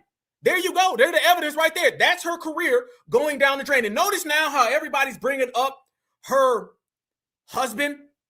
Hasn't FBA been calling that dude out for the longest? Hasn't FBA been the main ones calling out her husband? Let's be real, y'all. Nobody said nothing about her husband. Everybody was out there looking over that. And FBA, we was the main ones like, nah, that's strange. And we don't rock with that behavior. Now you find out it wasn't foundational Black Americans who were out here giving her husband a pass. It was the Barbs. You just seen Jerome Reed. He just sat there and said he overlooked it. Remember when, let me go there, fam. Oh, we about to go ahead and talk up in here today. Y'all remember when everything happened with R. Kelly? They were trying to blame Black Americans. Y'all remember that? They was trying to make it look like Black American and hip hop culture were down with R. Kelly. But when you start to look at Nicki Minaj, we were the only ones saying we don't rock with her or her husband, and we damn sure don't rock with her because she married a piece of dirt like that. FBA were the ones shutting all that down. They kept trying to put that R. Kelly stuff on us. Black folks don't condone none of that. Same with P. Diddy. They try to put all that P. Diddy stuff on foundational Black Americans like we supported all that. We didn't support none of the stuff that them folks was doing at all. Now you're starting to see the Skittles bag community, the same Skittles bag community that runs around all damn day long. Now the Skittles bag community saying, I know I did support her husband. It was cool. Notice that all these people out there that are now turning on Nicki, they were the main ones trying to put her husband off on us. And I heard her husband's a tether. Is he a tether too? Is he a tether as well? We ain't never rocked with her nor her goddamn husband. Let's let it be known. FBA ain't never rocked with none of that. That was these other communities that were out here caping and piping with all that type of behavior. So now you're starting to see why the light is shining on everybody. All right. This has been the year of exposing. We've exposed everybody. So now everybody has to get it on their own and everybody has to fess the hell up. Now we're seeing what is what, who is who, and what's really hitting folk. FBA, foundational, Black Americans, certified in front. We letting everybody know that we ain't never rock with you, never rock with you. Letting someone know that you don't like them is one of the most powerful things that you could ever do. And it makes up everything, and it makes everything very, very clear. And that's what everybody out here is realizing. And let me tell you what she's realizing as well. All those liberals that were on her side, watch this, fam. Notice now, the same liberals that was running their damn mouth, now look at these liberals. Look at her. This right here, this was a Barb. This was a Barb, y'all. This was a Nicki Minaj fan. Now look at Karen, number 753. Pissed off right there. Now she ain't pushing that liberal agenda, so the liberals are mad. The same way that the conservatives, like Charlie Kirk, were calling her out. Watch this, fam. They blaming her for everything, and they bringing up her husband. Be boys. Let boys be boys. You know what they say? Boys will be boys. Oh, really? Are boys just being boys? Be boys. Let boys be boys. You know what they say? Boys will be boys. Oh, really? Are boys just being boys when your husband is a PDF file? Woo! Oh, is that just boys being boys? Oh, gotcha. I remember when she was dragging Megan with the whole Megan getting shot by Tory Lanez. Oh, I remember seeing Nicki's song about Bigfoot and like making fun of Meg for getting shot. And thinking like, what is going on? That should have been the first sign. Are boys just being boys when they attack women? No one's telling boys that they can't be boys. The only thing we are saying, stop committing crimes against women. Literally stopping assholes. Boys just boys means that boys are assholes and let boys be assholes, because that's literally all we're asking. Like, maybe let's stop having boys be assholes. Can boys just be nicer? Literally, and stop like unaliving women, stop attacking women and the gay community, and just like, is that boys being boys? Fam, notice I'm hearing a hell of a lot of gay community, Skittles bag community, trans community, Democrats, liberals. Notice that FBA ain't nothing to do with any of this because she's not one of us. I want everybody out there to see exactly what we talking about. Notice, y'all, none of this has anything to do with foundational Black Americans, and she's caught herself in a full-on Skittles bag war. This is a Skittles bag community versus Nicki Minaj. Boys be assholes. Can boys just be nicer? Literally, and stop like unaliving women, stop attacking women and the gay community, and just like, Is that boys being boys? Apparently that's boys being boys. What they mean when they say boys will be boys and let boys be boys is don't let boys be queer and don't let boys be feminine. And I still remember the days where Nicki was coked out, going live, raging on live. Stop. Now they bringing up her with drugs. I told y'all, sit back, popcorn, enjoy the show. I told you FBI ain't got nothing to do with this. I told you to enjoy when these people are feuding and fighting. You ain't got to lift a finger. The Skittles bag community, the tranny community, the W's, they all gonna get Nicki Minaj. All FBI got to do is sit back and say, haha, told you so. Fam, enjoy the words, I told you so. I told you so. Look at this. They're going to be the ones who run her out. They're going to be the ones who deport her. They're going to be the ones who get her out of the United States. Why? It's because they're the main ones mad. Whoever's the one the most pissed off is the one who's going to do the most harm. This is who she better worry about. Proceed. Nicki was coked out, going live, raging on live when Pink Friday 2 came out and it flopped. It's so sad to see how far she's fallen. It's disgusting. Like at a time when they need you the most and like now you're going to sell out. Okay, bye. Be boys. Whoa, now. Freeze up. Damn. Hold up. Wait 1 second. So let's make this clear. Crystal clear. Now right there you have Becky number whatever the hell, Karen number whatever the hell. Notice that she was bringing up Nicki Minaj being coked out. Remember when I played you guys that clip when she got arrested over there in Europe and she was trying to say it was pre-rolled blunts and everybody really knew that it was dope? She had coke on her. And remember, we was all sitting there saying, man, she got some damn coke. She had that damn cocaine on her. Notice now, Karen is bringing up all the dirt. I want everybody to see. Now Nicki Minaj is getting exposed and people are calling out things that they never said about her. Now they want to talk about her husband being a PDF. Now they want to talk about her using cocaine. Now they want to talk about her albums flopping. FBA been saying all of that. Do you see how quick they turn on people whenever those people don't benefit them? Do you see why we pull that plug and delineate and regulate and separate and let all of them feud and fight the hell over there and out of our space? FBA being independent and isolated on our own. Now we got a clear view on how all these people are going back and forth. She said she was coked out. And I remember that. All this stuff now where they're trying to gloss her up. This is why Nicki will never be nothing. I'm going to tell you now. The conservatives want to paint this picture of America and apple pie. And then when they start listening to Nicki Minaj's music, talking about all that filth, talking about cocaine, all the drugs, all the issues, and her husband, she's not going to be able to keep going to these KKK rallies because that's all Turning Point USA was. You ain't going to walk up in a MAGA rally and you walk up in there and somebody eventually is going to say, what about your husband? Somebody going to say, what about that cocaine? What about all that filth you rap about on all your songs? Eventually, them W's are going to do what to that tool? Break it. There is no longevity in being a tap dancer. There is no longevity, no retirement plan, no 401k for being a tether sellout op. You're going to have to deal with them eventually. It could be cool for one event. It might be cool for two, but they will break your ass. And if you notice right now, she's being broke. And let me tell you what's really going to go down. Notice that that's the liberals turning on her. The conservatives are going to turn on her because they only needed her for one event. So what happens when the liberals and conservatives both turn on somebody? They shake hands. Because remember, they're all supremacist brothers and supremacist sisters. Eventually, the liberal and the Republican conservative, they're going to get on the same page and Nicki will be gone. And how do you know this is happening? You think it's one thing for this woman right here to be talking about her being on coke, her being doped out and everything. Family, do y'all know they're blaming Nicki Minaj for Nigeria? Yep, the liberals are. Yes, the liberals are blaming Nicki Minaj for what's going on over in Nigeria. The airstrikes over there, they're blaming her for them. And I have no problem. I mean, it is what it is. We don't know yet. Let the facts come out. That's how I'm playing the game. I don't know about nobody else. Black Alpha, I'm playing the game like this. Oh, she's going to get deported? Hey, you know, if you do the crime, you got to do the time. Oh, she's a non-foundational Black American. Oh, we told you. What's race got to do with this? I'm a foundational Black American. That's my ethnicity. She's not like us. Oh, she's responsible for what went on in Nigeria. Hey, this is what happens when you sit down with Erica Kirk. Have a great time. Matter of fact, Mr. Liberal and Conservative, I think both of you guys need to get her out of the paint.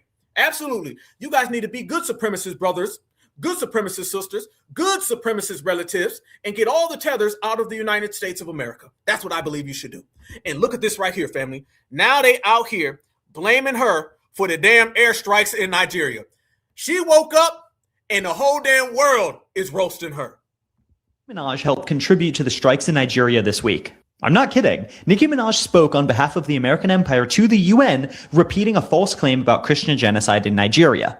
And that exact false claim is one of the reasons Trump is using to justify striking areas in Nigeria, quote unquote, against extremists, despite recently reporting coming out of Nigeria showing that extremists were not in that area. And more importantly, the claims of Christian genocide simply being false. Not a single internationally recognized human rights organization or international watchdog agrees that what is happening in Nigeria can be properly classified as a genocide. And yet the American empire, who has very rarely given a fuck if a genocide is genuinely happening, is pushing millions of dollars into spreading this myth.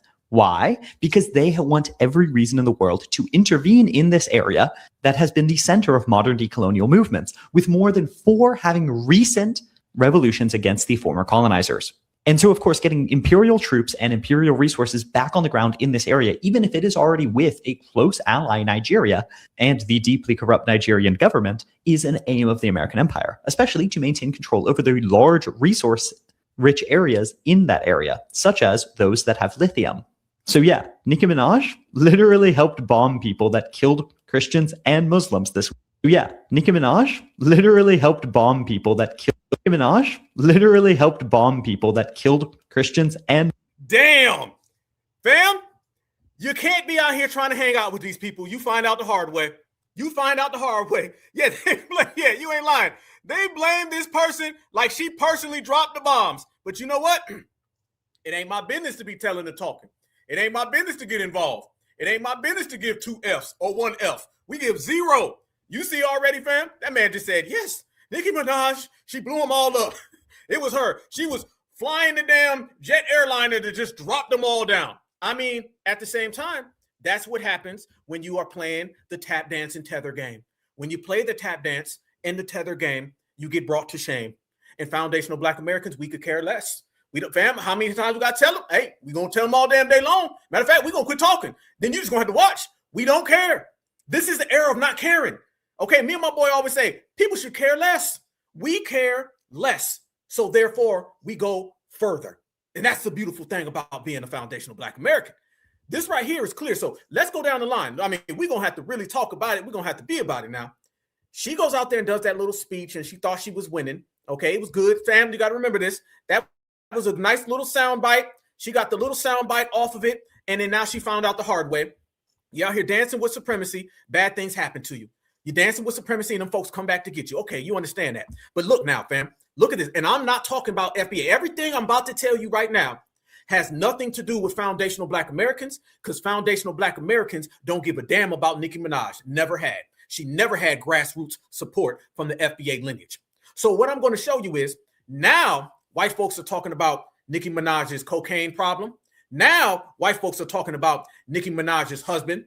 Now white folks are talking about Nicki Minaj's brother. Now white folks are talking about Nicki Minaj's filthy music. Now white folks are talking about Nicki Minaj's album flopping. And eventually white folks are going to be talking about deported Nicki Minaj. And FBA don't give a damn at all. Never have, never will. We holding it down. Let me tell you something even further, family. Look at this right here. If my certifies is with me. Y'all remember this? Oh, it came back to get her now. Oh, remember, fam, I'm talking about both sides of the fence. Everybody going in. Look at this right here. This is the realest thing you're going to see. Remember when she got on stage and she said that statement about Gavin Newsom? She was out there tap dancing. Let me tell y'all how this all turned out. Watch this, and I'm going to show you Gavin Newsom's clapback. Watch.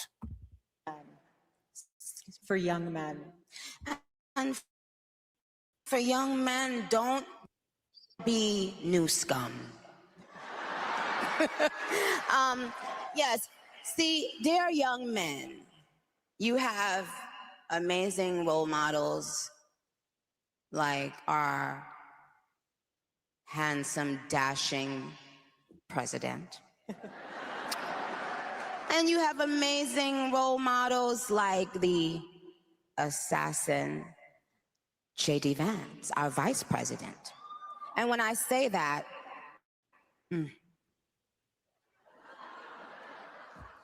When you said that, your pass into whiteness just got revoked, just like your TPS. When you said that, you leeching on to TPUSA done got canceled. When you said that, your damn Trinidad plane ticket got stamped. That's what ended up happening. Oh, she messed up with that one. Oh, I'm going to tell you now.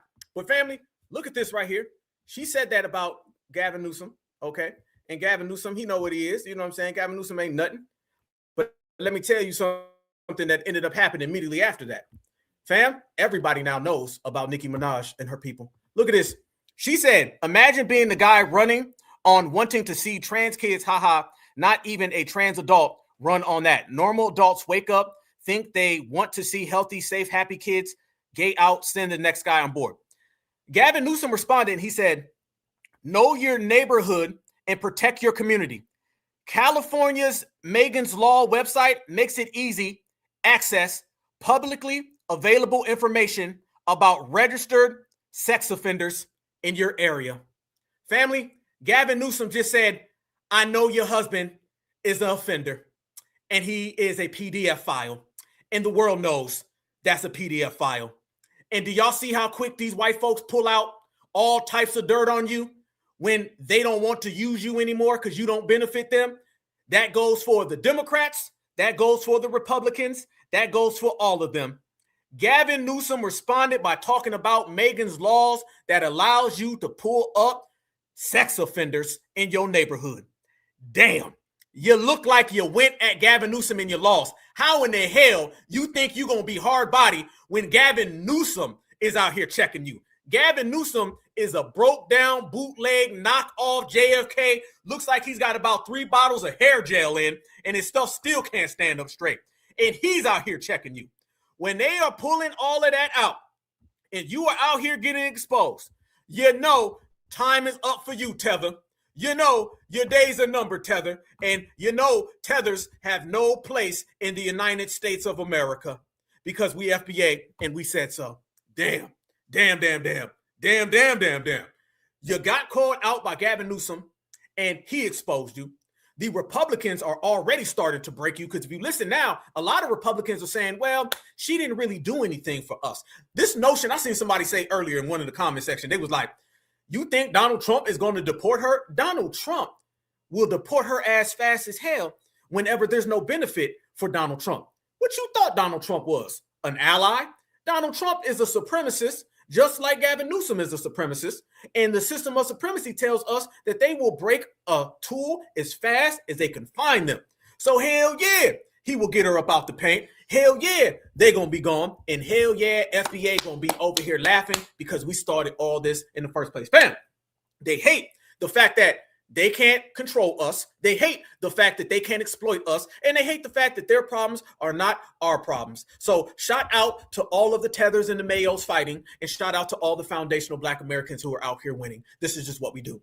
And another thing popped up about these immigrants that people don't want to talk about, but we're going to talk about because we are the ones who expose them. Fam, how about this one right here? Did you see the new law about these immigrants who come over here and they marry people? This goes to Nicki Minaj as well. Looks like all of that talk about you're going to get with this person and that person and that person for a green card, that ain't going to save you neither. Watch. Married to him. New law for immigrants and marriage. Immigrants, y'all are in trouble. Do you know the law that Donald Trump just passed, bro? Come January 1st, even if you are married to an illegal immigrant and you are a U.S. citizen, you can fuck around and be deported for being married to him. That's it. They don't care about nothing else or question your status. Some people say you could be deported for even being married to an illegal immigrant, bro. So that man ain't playing. They finna bust up a lot of homes out here, man. So y'all better check it out. These people running to immigrant lawyers and all this shit. Bro, Trump don't care about that shit, man. But them people say y'all gotta go. You gotta go wherever you married to. Y'all finna go right back where the hell they can. You're going to be going right back home. I don't know how many times we got to tell them, family. This all is with your house. This all ends when your ass got to leave. This all ends when your bestest starts to fleeing, and that means you're leaving. From, even if you ain't never been there, if you were born a U.S. citizen, man, say you don't give a fuck. Your ass fits to go. Think I'm playing? Go pull up that law that man passed come January 1st. They finna ship y'all ass up out here for even being married to him, bro. Woo! So you mean to tell me that they shut that down as well? You mean to tell me that they put all of that on the line? I mean, damn, where can tethers go at this point, family? Where can tethers? You can't run here, you can't run there, you can't run over there. I mean, goddamn, look like the tethers are just pretty much stuck.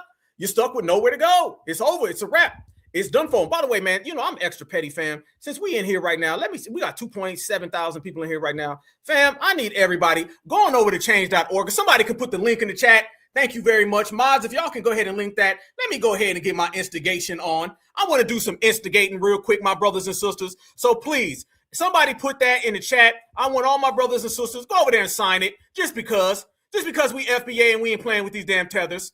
Can you go ahead and make that happen for me? I need to go ahead and make sure that the brothers and sisters put some new stamps on that so everybody can, you know, go home. You know, you came here trying to mooch off. The reason why a lot of African so now men, you can leave and you can flee right on back to where you came from. That's what I want. That's how we do. That's what it is. FBA always wins. So if you notice now, let me go ahead and pull that back up. Damn, there they go.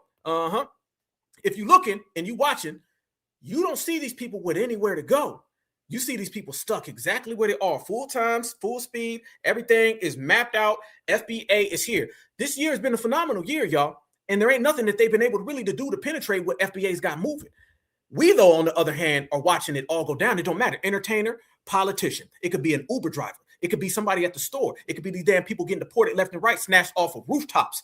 Everybody who has to come to America has to play by America rules. Foundational Black Americans, we created America, so therefore we playing by our own rules. The difference between playing by your own rules or a set of rules that somebody gives you, that is massive. And that's what they're realizing is that we on the right side of everything. We're on the right side of history. We're on the right side of morals. We're on the right side of getting paid. We're on the right side of just your average everyday work. We put that in and they can't. So if you see now, they are breaking down and foundational Black Americans are wearing the crown. Look at this though, fam.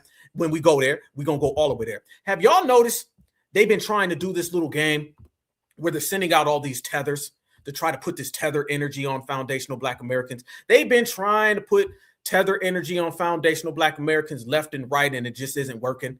Have y'all seen they've been sending out a lot of these damn Africans, and these Africans are making these crazy statements that FBA don't go for? How many of y'all seen this right here?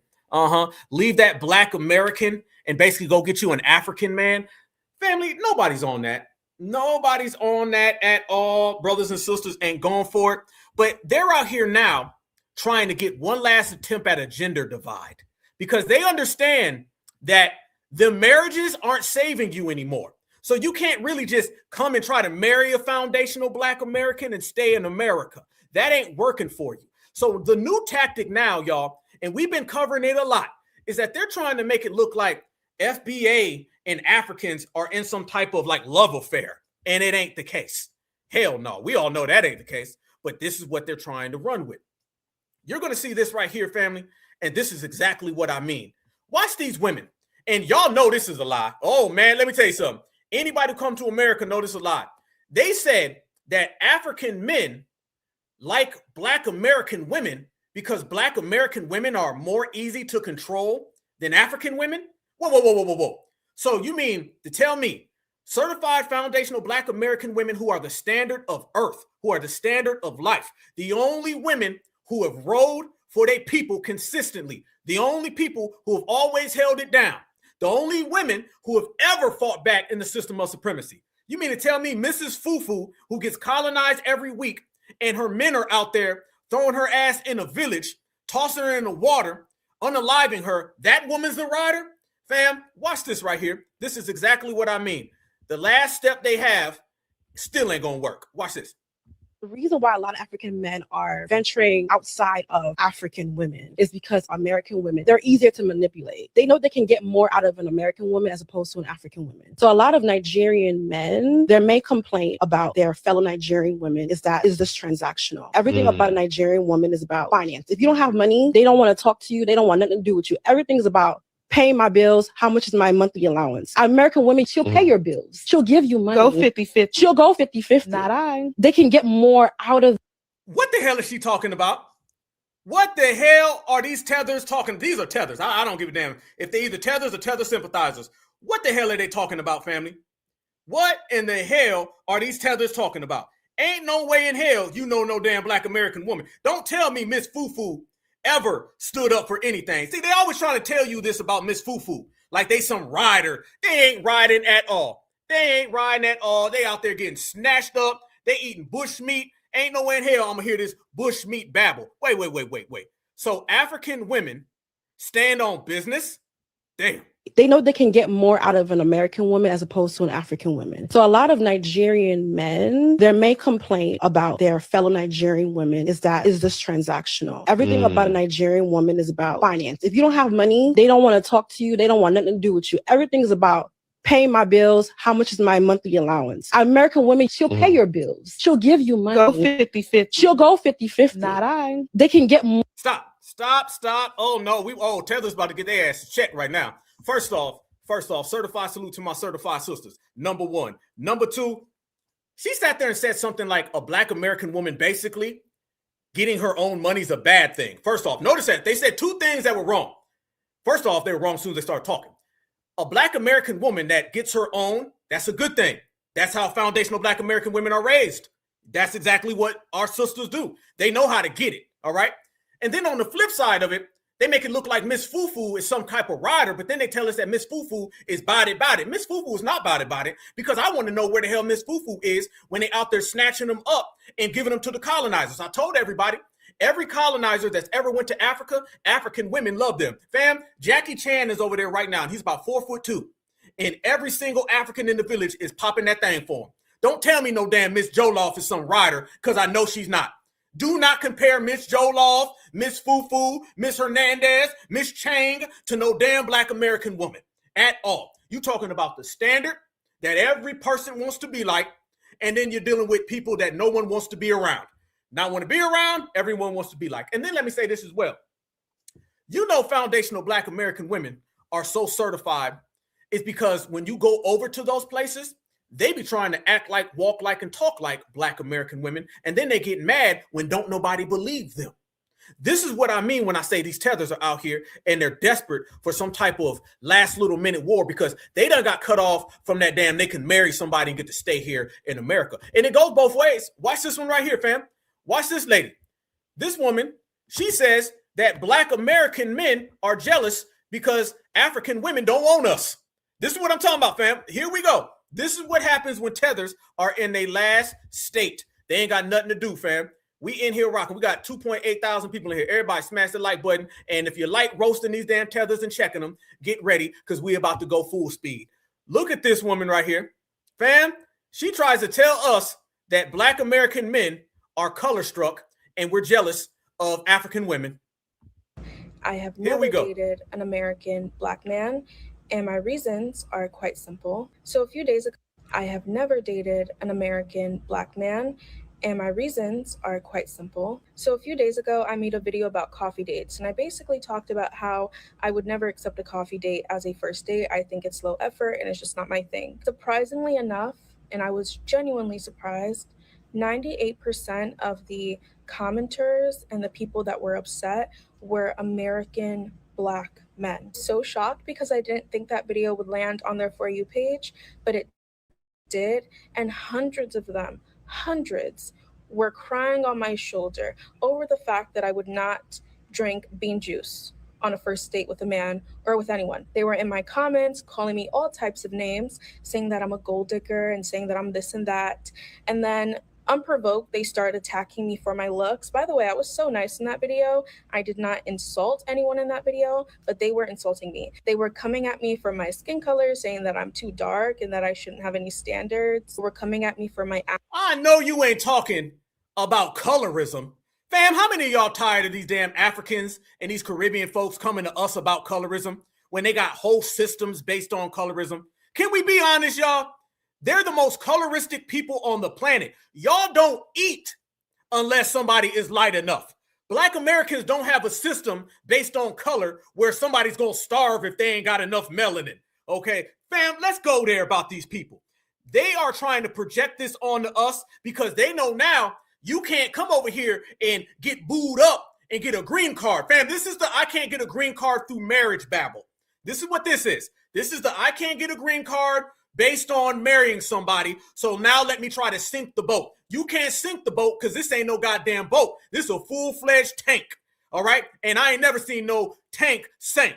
So you better get it right. Go back to your homeland. Take that massive head you got. Okay? You talking about a skin color joke. You better be worrying about the goddamn forehead shape. All right? How the hell you got a triangle inside of a circle on top of your shoulders? Never seen it before. Maybe that's the reason nobody wanted to date you. Maybe that's your real problem. But let me tell you what your problem ain't. It ain't Black American men, because for all the Africans, sisters don't want your men, brothers don't want your women. Have each other and quit worrying about us.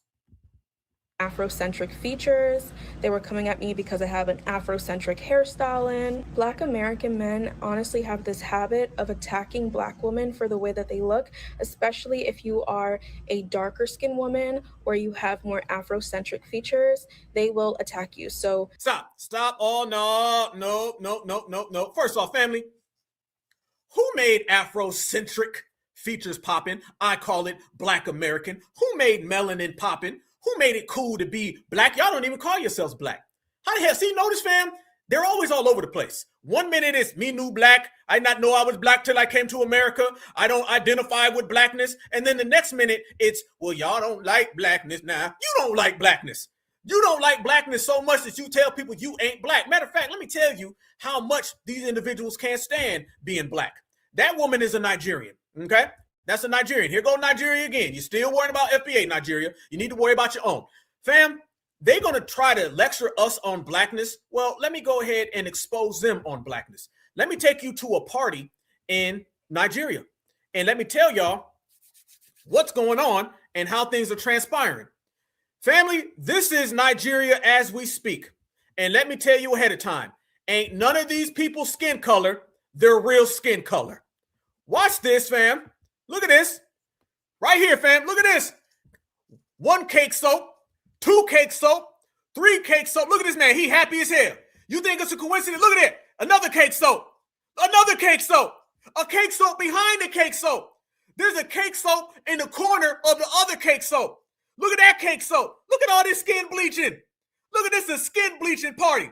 This is a damn skin bleaching sleepover. Cake soap, more cake soap in the back. They doing a circle. I see the back of this woman. She done bathed in it. Look at her back is cake soaped up. This guy look like he high as hell on hyena crack. This man on hyena crack. She on cake soap. The guy in the back, cake soap. The woman with the blonde hair, cake soap. Red hair, cake soap. Black hair, brown hair, cake soap. Look at this guy. Look at this dude. This man got a goddamn, what are you? This man Lucky Charms cake soap. And you want to come talking to me? Y'all are out there just with a super soaker, just spraying each other with skin bleach, spraying the whole goddamn party up. This got to be a cake soap party. Only on the Black Alpha Network are you going to see somebody take you on the inside of a cake soap party in Nigeria. Does anybody tell you this? That they have cake soap parties over there?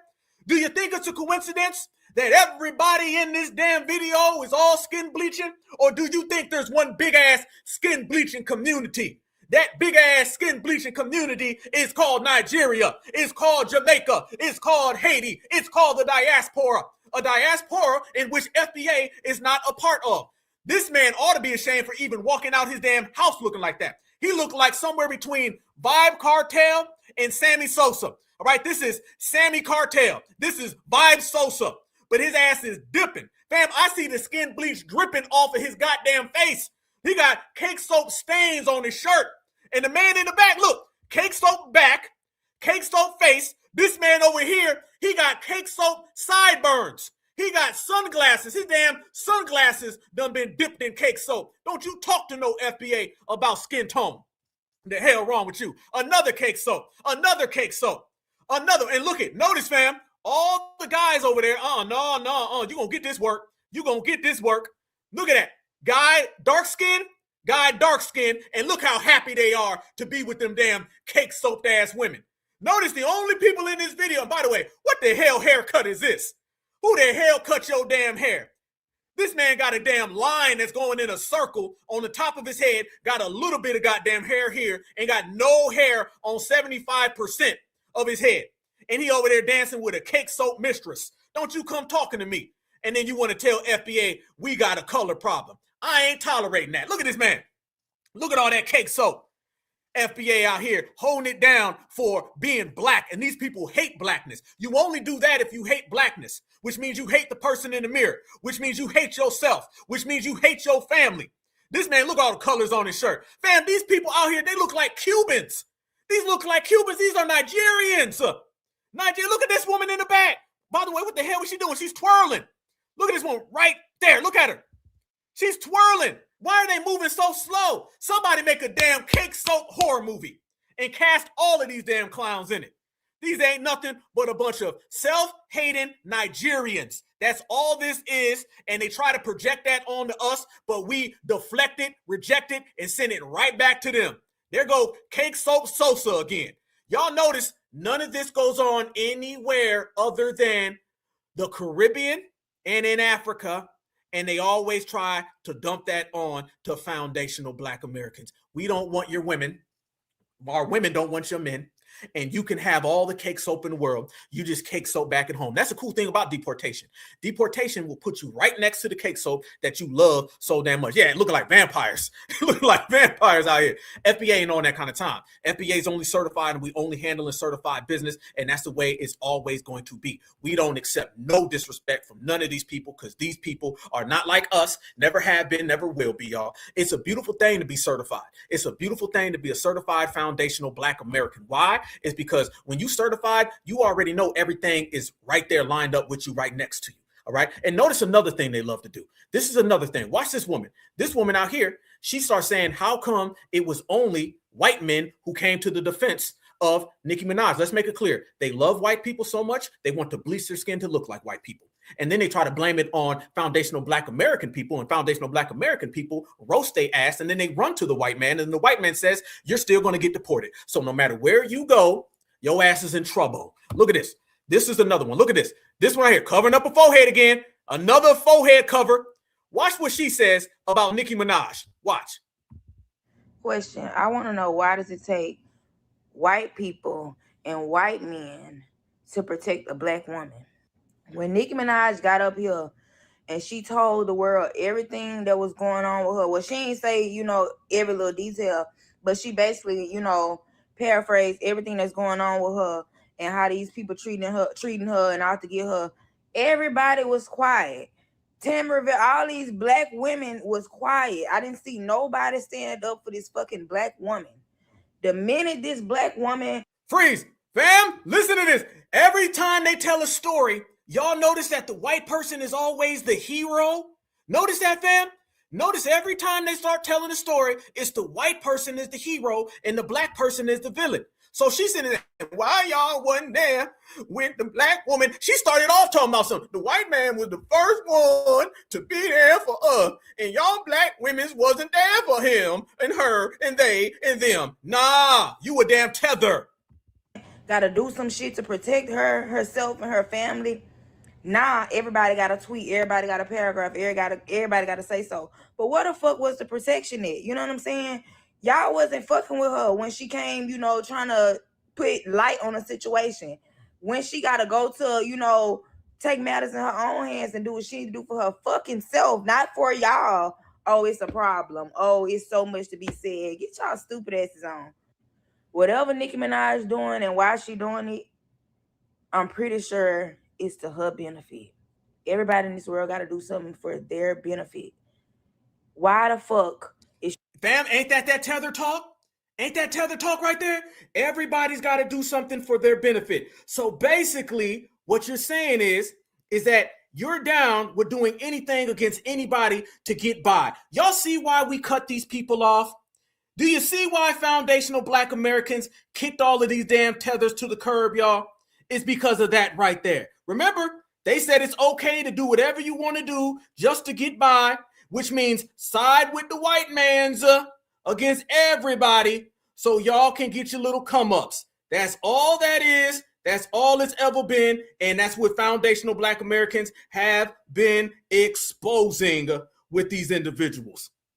She worried about anybody else's opinions when none of you motherfuckers give a fuck if she crash and burn. That's the crazy part about it. Y'all not gonna pull her up and save her. Y'all want her to fall. So when she get to swimming, you know, in the deep end, it's a fucking problem. Mind y'all fucking businesses like y'all just fucking was doing. You know what I'm saying? Like y'all was just calling this lady crazy, just, you know, bashing her. Leave her the fuck alone. Live your life. I don't even understand how the fuck is this affecting you, Tammy. Then it's so crazy because y'all have y'all picks and chooses. When Jay-Z and Beyonce align themselves with a certain group of people that y'all claim that y'all don't fucking like so bad, y'all selling out tours, high-ass tours at that. That shit don't be cheap. So y'all support who y'all want to support and y'all bash who the fuck y'all want to bash. You damn right we do. We damn right. Yep, that's absolutely 100%. That's what FBA gonna continue to do. We good. We good, fam. Do you hear the desperation? Do you hear how desperate she is? Notice that, fam? I hear different. See, I don't even get bothered by that because what I hear is, please help me. You only talk like that if you're in a bad position. She said, why do people care so much? What it really is that we don't care. That's the problem, fam. Is it that we care or is it that we don't care? That's getting their attention. What's getting their attention is that foundational Black Americans, we don't give a damn. And you understand, fam, when our not give a damn goes further than everybody else's not give a damn. See, they're going to want to come to the table and have some type of truce and have some type of commission and talk. FBA, we're not talking no more. Do you know that the talking stage is over? Do you know that, family? The talking stage is gone. There ain't no talk. FBA's not talking to anybody. FBA's telling you to shut the hell up. White man brought civilization. And if you do not get the hell out the way, eventually the government's going to get you out the way. So it's over with. I hear desperation amongst all them, and that's a beautiful damn thing. So let it keep on coming. Because you got to understand the mentality of these people. The mentality of these people is to try to steal, take, and it doesn't go anywhere. You want to see the real colonized mind of an African or Jamaican or Haitian? Do you want to see why we have delineated completely separate? This is what it is. FBA is completely independent and completely separate from everybody else. If you want to know why, look at this right here, y'all. Watch this man. This man says that Africa is in the position it's in because the white colonizer didn't stay longer. Fam, you are about to hear the most tethered, defeated, broke down mind you've ever heard. The white man colonized Africa and he should have stayed longer. That's what the tether man says. Watch. Think that the white man brought civilization here? I'm stunned how you were happy for the colonizers. You got me wrong. Okay. I never said I'm happy for the call. I said they left too soon. Things were not particularly or better in place before they left. I mean, they came too early and left too soon. Things were not in place before they left. And the structure that they laid for us were not actually in place before they left. That's why I said they left too soon. I didn't say I'm happy about their coming. Okay, but you wish that they would have stayed longer. They would have stayed longer to ensure that the people that they were grooming are actually mature to run their affairs themselves. What? This man just said the colonizers should have stayed longer to help groom them. To help groom what? What is this, a Diddy party? This man just sat there and said they should have stayed longer. If he would have stayed longer, he could have helped groom us and put us in a position to do better. He should have never left us alone. What the hell? But do you think the colonizers cared? Of course they do. You think the colonizers give a damn about Africa and Africans? Of course they do. If they don't, they wouldn't come to ensure our eyes are open to see other things that we're enjoying today. So like what? What benefit did the colonizers bring? The exposure is one of the benefits. The exposure of what? It's something of life. And you now know how to dress better, and how to think, and how to travel, and other. He said the colonizer brought exposure to Africa. And they know how to dress better. And he brought them civilization. You can't connect with this. Family, this is who you the hell cannot connect with. You cannot let them talk. You can't have no conversation. This is who they want Black Americans to build with. Look at this man. He's saying it with confidence too. He mean this. Hell no. But these are the ideas the colony brought. Otherwise, we would not know. So our eyes are now open to see things that are meant to be supervision or beyond somebody's imagination, but we cannot see it. So these are the benefits of the colonizer. Okay, so the colonizers helped you dress better and eat better and travel, and they brought their languages. They brought exposure to us. Exposure. Yes. So before the white man, Africa was unexposed. Yes, it's not a news. Is Africa not the original man? Is Africa not the one who spread civilization across the world? Are the Moors not the people who went over to Spain to show them how to cook their meat and how to light fire? Yeah, but they were not the people who spread civilization. It was the white people that spread civilization. Were there not 15 dynasties that existed? Was Timbuktu not a thriving? Oh my goodness. Were there not 15 dynasties that existed thriving in Africa before the colonizers came? Did they not come and destroy Timbuktu and any semblance of any type of educational system or forum here in this land? Did they not destroy the books and the culture and the history? You think that the white man brought civilization here? Yeah, but then they didn't destroy our culture. We destroyed our culture ourselves. Damn! What? No, you didn't end like that. He said they didn't destroy it. We did. Because you know it's got to be a good little tether to say, I was wrong. It was me's. You think that the white man brought civilization here? Yeah, but then they didn't destroy our culture. We destroyed our culture ourselves. Damn. There you go. FBA. That right there is just another reason why FBA gonna delineate, separate, regulate. Stay out of our way, man. We coming. FBA, we moving in hot, y'all. And we are separating from all of that. There used to be a time where people were getting us to combine with that right there. There's no combination. My sister Natural Tora in the house. I don't know if you in here, sister. Shout out to my sister Natural. My sister Natural says it clear, and I got to say it just like my big little sister, okay? She always says it.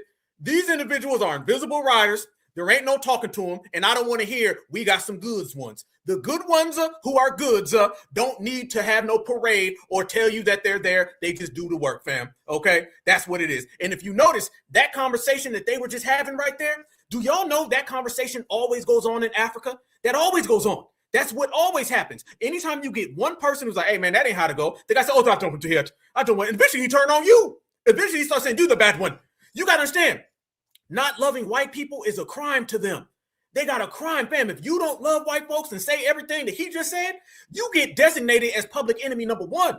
They can't stand you. They cannot stand you, fam. In Africa, we're going to go there. We're going to go there. We're going to do it. Black Alpha, Certified 100, and we in here, 2.7 thousand, fam. Bubbling. Hottest ticket in town. Number one channel in the world. Right here. We're all present and accounted for. If you go against white supremacy over there, that is a crime to them. And I'm talking about the mass majority, the mass public. They view that type of talk as being off code. You got to remember, to them, being on code is loving the colonizer. Being off code is going against the colonizer. We're completely reversed. Over here, being on code is throwing up them damn hands, loving yourself and fighting. And being off code is tap dancing. It flips when you go into the diaspora. Don't get it tangled and twisted, y'all. The majority of FBA is certified stands on business. We got a small pocket of COONs. We call them out. It flips when you go to the diaspora. The majority of them are all tap dancers who love the white man, and a small little pocket stands up and fights. But you know the problem is, that small pocket that stands up and fights, they always have to fight their own people before they can get to the colonizer. That's why they can never get the colonizer out of their business. It's a big difference, fam. So we have developed a mentality by watching and observing these people that it's a wrap. Let me tell you this. This is the main thing, fam, and I'm telling everybody this all the time. I want you to know this, understand this, and I want you to absorb this. This era right now, and I'm talking about particularly the last 5 years, going into the next 5 years, as we sit here on the cusp of the new year that's upon us, I want everybody to know this is the most interaction we've had with the diaspora. Take it to your advantage, brothers and sisters. There's a saying I say all the time, family. It's called take advantage in a good way. Take advantage of it in a good way. This right now is the time where we've had the most interaction with these people. Now we really see how they think. Now we see how they really talk about us. Now we understand the affection that they have for white people. You didn't have this access in the 90s and the 80s. Don't let nobody tell you that lie. Black Alpha gonna tell you the truth, fam. I'm gonna tell you that back in the 80s and the 90s and the 60s and the 70s, and they talk all that Pan-African talk, that was talked by people who had no interactions with Africans. Y'all know I'm always saying, we ain't go to school with them. We ain't walk down the street. They weren't our neighbors. This little thing where there's some love affair where they trying to have us do a tether swirl. Ain't no tether swirl. Black Americans, Africans, Jamaicans, Haitians, we ain't dating like that. Black American men love Black American women. Black American women love Black American men. We ain't got no time or energy, and we ain't attracted to them because we see the way they operate. So if you look at the way they operate over there, and you look how we move over here, you see they ain't like us. And then you also see now with the internet, now with the technology that we take advantage of, now we understand these people. The conversations that Africans used to have in the dark now has come to light. All the little things and the slurs that they said about us, now we get to see them. Don't let nobody tell you that 1960s we had so much communication with them. No, now we've got the most communication. So now we see who they really are. And now we see how they truly feel about us. This is why nobody likes it. The dirty diaspora secrets are now on the table. Now Black Americans can say, we knew y'all didn't like us. Now we got confirmation. We knew y'all love white folks more than you love yourself. Now we got confirmation. We knew that y'all love to swim in skin bleaching products. And now we got confirmation.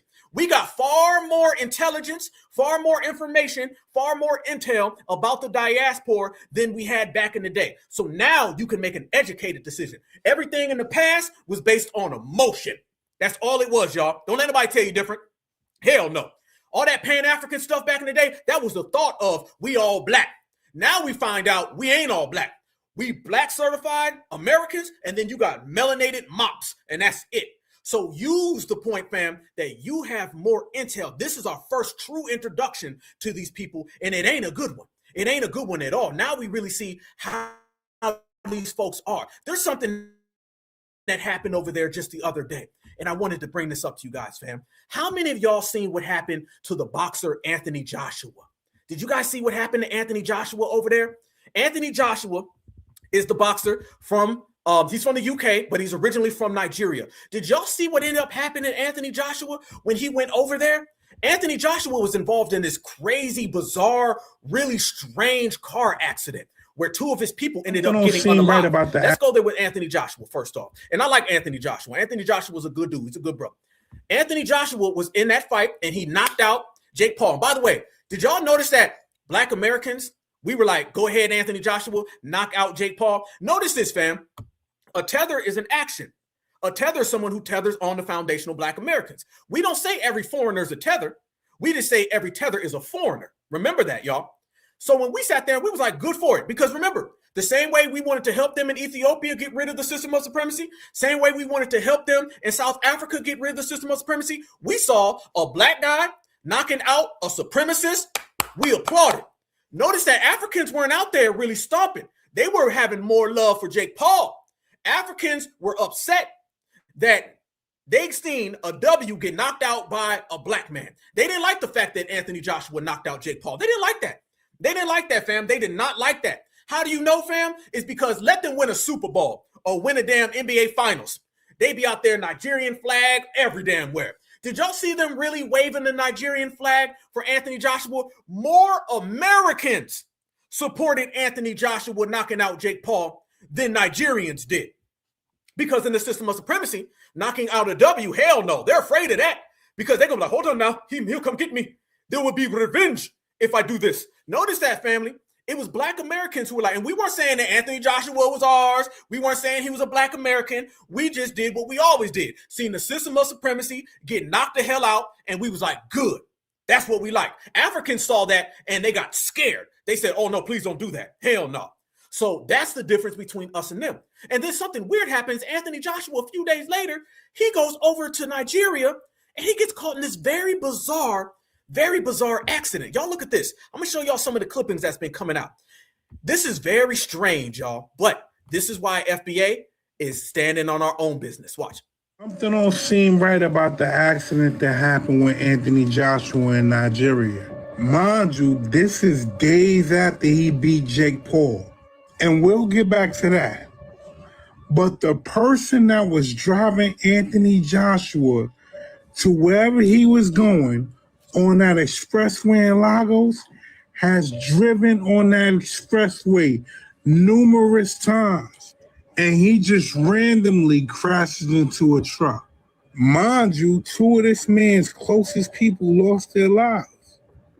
They were in the same car is him. That could have been Anthony Joshua. That don't seem crazy to you? Now listen to this. Someone just said that if your car has a computer, your car's computer can be hacked into. Something on scene. I don't know, dog. Let's go. Anthony Joshua getting in a car crash in Nigeria, a place that Donald Trump just bombed on Christmas Day. And all of a sudden, he magically survives. And 2 people in the car died and didn't. This is his first biggest bag. I heard a creator say that, and he's 100% right. This is his first biggest bag. This was a warning to Joshua Anthony. What y'all think in the chat? I'm seeing in the chat. What y'all think it was, fam? What do y'all? There's a lot of different people out there with a lot of different theories, and I've been waiting, man. I've been waiting all day to talk to y'all. What do y'all think this is? There's a lot of funny style stuff going on. There's more people out there with more thoughts. Let's break it down. We here. Accident that just happened in Nigeria with Anthony Joshua is very suspicious, man. It's very suspicious. It's like they want the money back. It's like they want this man to be hurt. They want to do something to him. It looks suspicious because this guy walked out that fight with no scratch, not even a scrape, nothing. It looks like he didn't even fight. For 95 million, it looks like he didn't even fight. While Jake, on the other hand, walks out with a broken jaw in 2 places, missing tooth, fucked up. See, the fight was supposed to be scripted to the T, but somewhere along the line, someone fucked their contract up. And I think Jake did fuck his contract up by taunting and punching to knock Anthony out. I don't think he was supposed to be like that. You feel me? So somewhere around the line, Jake voided his contract because he couldn't keep it cool. You feel me?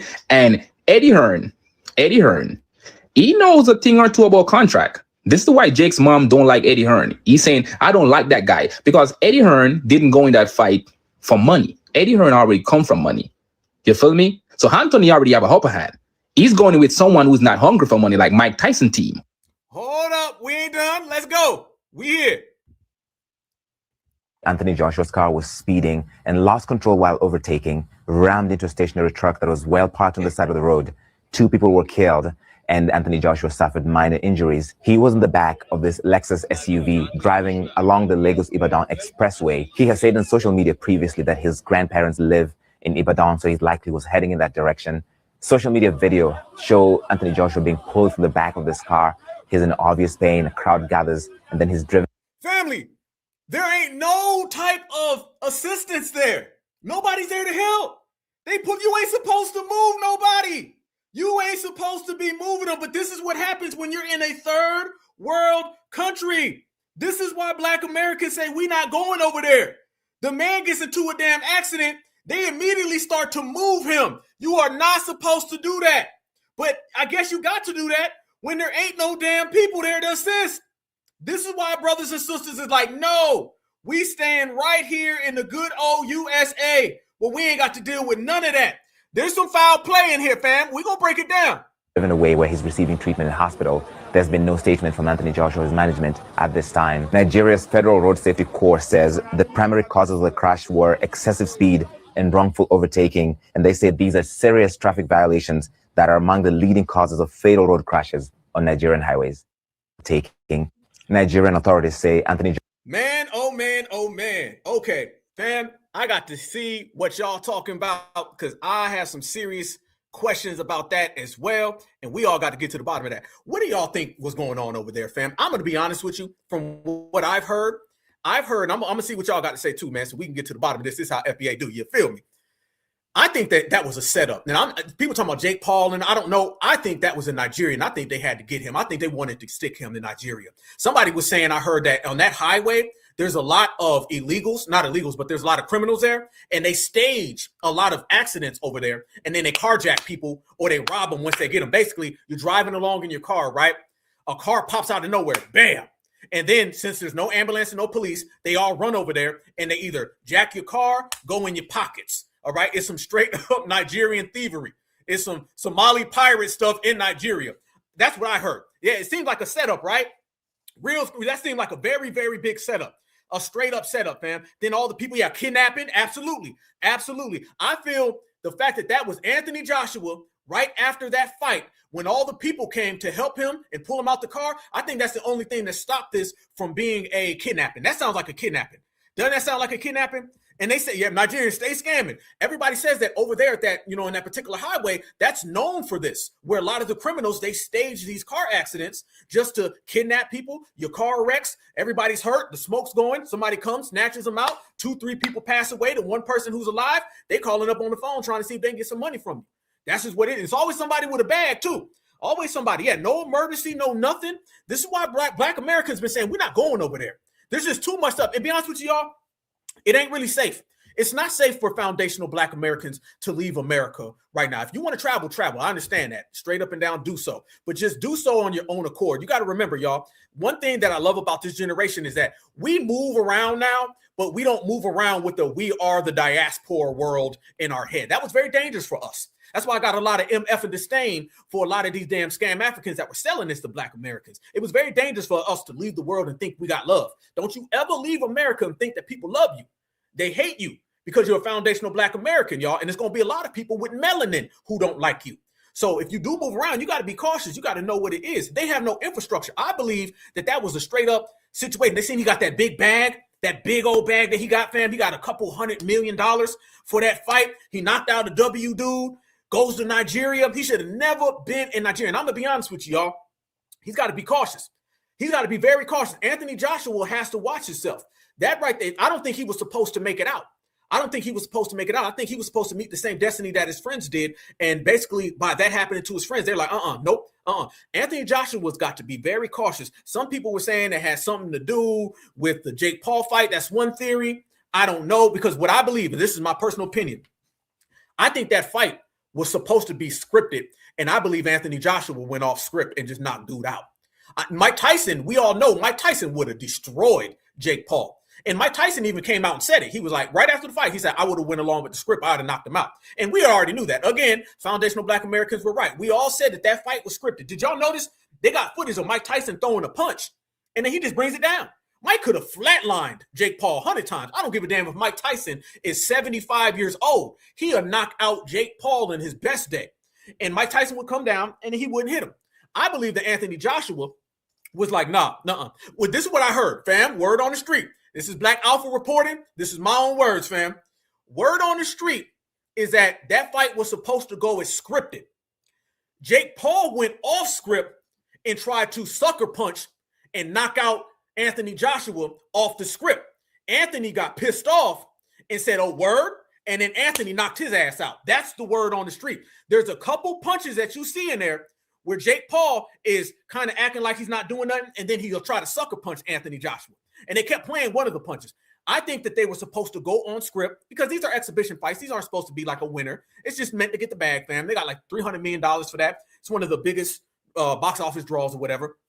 I heard that he ended up pulling back, and then next thing you know, Anthony Joshua was like, I'm going to go along with the script, and okay, just pat. He's doing the same Mike Tyson stuff, soft little punches, fam. Anthony Joshua is an Olympic gold medalist, former multiple-time heavyweight champion of the world. He's like 6'5", 230. He would destroy Jake Paul with one hand tied behind his back. He was going along with the script, and I think Jake Paul tried to pull some supremacist stuff, and there's a long history of that in boxing. There's a long history, fam, where they'll do exhibitions, and the person who's doing the exhibition always against a black American will always go off script and try to knock him out. Everybody go look at Muhammad Ali and Antonio Inoki. Antonio Inoki is a very famous wrestler in Japan, and he had an exhibition with Muhammad Ali where it was supposed to be fake, like WWE. They were supposed to go along with the script. Everything was supposed to be cool. Soon as they got in the ring, Antonio Inoki was really trying to knock out Muhammad Ali. They know they can't beat us one-on-one, y'all. They know this. So they always do these sneaky tactics. Everybody go type that in. So he went in there, Antonio Inoki, he tried to start, like he got on the ground, he started kicking Muhammad Ali, and Ali's like, wait a minute, this ain't even a part of the script. We came here to get money and to put on the show. And they did that. Same thing happened to Floyd Mayweather. Floyd was over there in, I want to say, Japan a couple years ago. He went to go do an exhibition. Right at the last moment, they came in there and said, oh, by the way, this is a real fight now. We're going to really go out there and fight for real. And Floyd said, I'm not going to do it then. And then they was disrespecting Floyd. Floyd beat somebody. They threw his reef on the ground. I believe that that's what they're doing. Boxing has a long history of that, family. A long history. They always have the black person believing that this is some type of script for the crowd. And then at the last minute, the W or the Asian, they go off script so they can knock out a black person and be like, I won. See, I knocked out a black man. Because they know when it's real, they get their asses mollywopped. So I believe that's what happened. I believe Jake Paul went off script, said, I'm going to sneak Anthony and I'm going to catch him. I think he caught Anthony, pissed him off. And Anthony said, good, I'm knocking your ass out. Because there's no way Jake Paul would have get in a real match with Anthony Joshua because he know he was going to get knocked the F out and he would have got knocked out quick. And then that's what I believe. And then I think the Nigerians and stuff, I think they seen that, fam, and they was like, nah. I think they was like, nah, we going to go ahead and see if we can get the money. And they were sending little signals to Anthony Joshua. Anthony, watch yourself, homie. Watch yourself. I wouldn't be nowhere near no damn Nigeria at all because all that right there is just waiting for you. And a lot of brothers and sisters are out there kind of calling it out. And again, y'all, notice Africans aren't having this dialogue and this discourse. Nobody's having this dialogue and discourse. Again, Anthony Joshua is a black Nigerian or melanated, whatever you want to call it, Nigerian from the UK. And we're actually showing him more love than they're showing him love. Do y'all see what I'm talking about? We show these people more love than their own people. They too busy right now in Nigeria talking about, thank you, Donald Trump, for bombing us. Thank you very much. And we over here saying, Anthony Joshua, watch out, stay the hell out of Nigeria. Look at this right here. A lot of brothers and sisters is coming out and they're like, nah, man, I don't believe it. This guy right here, I think this guy's from Nigeria. This guy comes out and he says, this happens all the damn time in Nigeria, so they better be careful. Watch. Anthony Joshua's car crash in Nigeria is a prime example of what many great Nigerians experience in Nigeria. When Nigeria happens to you, it happens to be a very Nigerian thing. And the shame is that this accident probably could have been avoided if there was good infrastructure, systems in. Oh, freeze. Yeah. Hey, I said it. Yeah. Anthony Joshua ain't FBA. No. He's from the UK, but he's Nigerian.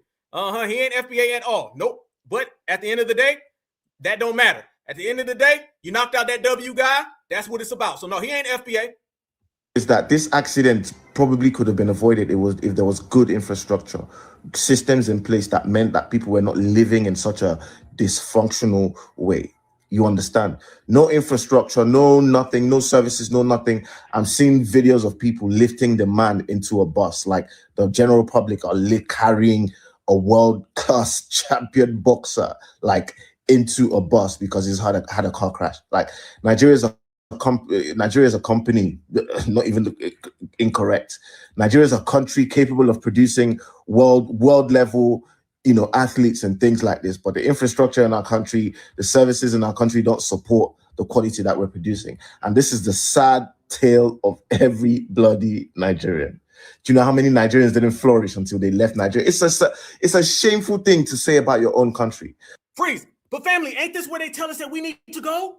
Fam, more and more evidence is coming out, and we're starting to really see who these people are, and we're starting to see why foundational Black Americans made a very smart business decision with delineating. Remember, y'all, delineation is also a business decision, and it can save your life. It can save your life, y'all, even further. It never existed.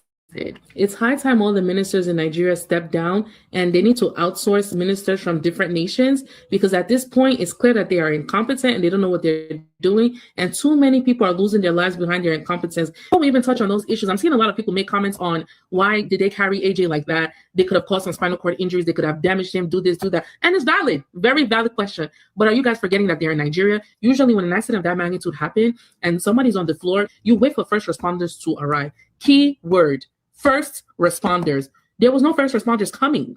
There was no paramedics coming. They were at that scene for a long time. They were at the scene of the accident for a long time before they picked him up and put him in the truck to take him to the nearest hospital. For those who are saying, oh, first responders couldn't get there due to traffic, usually when you call first responders in a working nation, they will direct you what to do on the phone. As they are directing you, the first thing they will tell you is don't move the body. Do not move the body. This is what you will do. They will give you directions on the phone until they arrive there, because you guys don't have the expertise to handle such an injury. It is such a shame. Because again, usually in a working nation, when first responders come, they know how to handle his body, immobilize him, immobilize his neck, put him on the stretcher, put him in the ambulance, and carry him to the nearest hospital for him to receive professional care. But Nigeria doesn't have that. Wait a minute. I thought they told us that Black Americans, we only get to see the Nigeria that the dominant society shows us. Y'all remember that one? How many of y'all remember that one? Yeah. How many? Yeah, Anthony Joshua was a cool guy. He ain't FBA, but he cool. Anthony Joshua was a cool guy. I ain't got no qualm with Anthony Joshua. He's cool. He's cool, brother, man. He cool. He do his thing. You know what I'm saying? You know, if you thought a Black American man, he was supposed to fight Deontay Wilder, who be on some DS sometimes, but I was actually rooting for Deontay Wilder against him. But it's all good. Anthony Joshua's a cool guy. But notice, fam, they don't give a damn about that. Anthony Joshua was probably the most famous, not probably, he's the most famous Nigerian, and he's in the UK, but he still reps Nigerian. You see how they treat him? I believe that was a setup, a kidnap, and a hit. That's what I believe. There's just too many shaky parts to that story that I don't buy, y'all. I don't buy that at all. I believe that was all a setup. I believe that was all them trying to get in on it. And it shows you again, they are out here in Africa telling us stories. Fam, let me tell you, we've been lied to. Black Americans have been lied to about the diaspora from Pan-Africans and tethers. They've told us a story about Africa, Jamaica, and Haiti that isn't the reality that we knew was really out there. We knew that these people really didn't like us. We knew that these people had vitriol and spite and jealousy and envy, but now we're seeing it. Don't let people tell you back in the 1960s and 70s, there was some type of great communication with the Pan-Africans and diaspora, when in reality, that communication and visuals didn't really start until now. They try to make it look like we're doing now what people were doing then. You had zero, I'm talking about little to no communications with Africa back then. So this is why they were always lying to us. They were always telling us that it was something that it really wasn't. And now foundational Black Americans, we've taken it to where it's not like a peep anymore. Now we're really seeing it and saying, oh, okay, that's what it is. Basically what I'm trying to tell y'all, what you hear and what you see come from Africa is true, y'all. It's true. Remember, that's one thing they always tell us, right? They'd all say things like, well, you know what I'm saying? I'm going to be honest with you, man. They would always sell us the stories that Africa is so bad and it's really got a lot of nice places. Fam, that's a third world country for a reason. Them bad places are real. All right. Remember, they would tell us that stuff, y'all. Y'all only see the visuals that the white man shows y'all. Africa, if Africa was so great, Africa would control the visuals that they have for themselves. Why are you still, fam? Africa is the biggest continent, the oldest continent. You talking about 54 countries. Why the hell are you still relegated to what the white man shows people? You mean tell me you don't show and control your own visuals? FBA does. FBA, we control our own visuals, fam. So what you mean?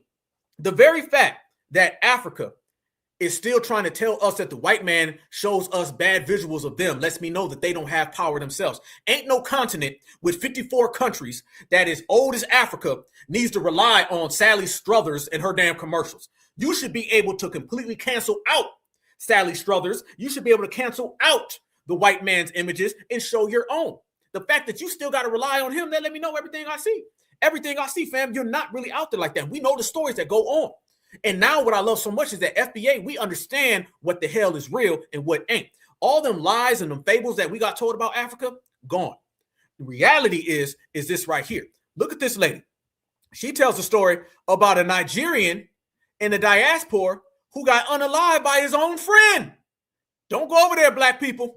At this point that a lot of things are going on in Nigeria, like, did you guys hear about that guy that came back from abroad in Benin and his friend lured him and by him? Like, I think his best friend, I think at this point that everybody abroad need to be careful when they travel, because those people you left at home, the people in Nigeria, they are not who they used to be. Those people you call your best friends are no longer the same people as you left them. So when you travel or as you're in Nigeria, please be careful, because what is going on?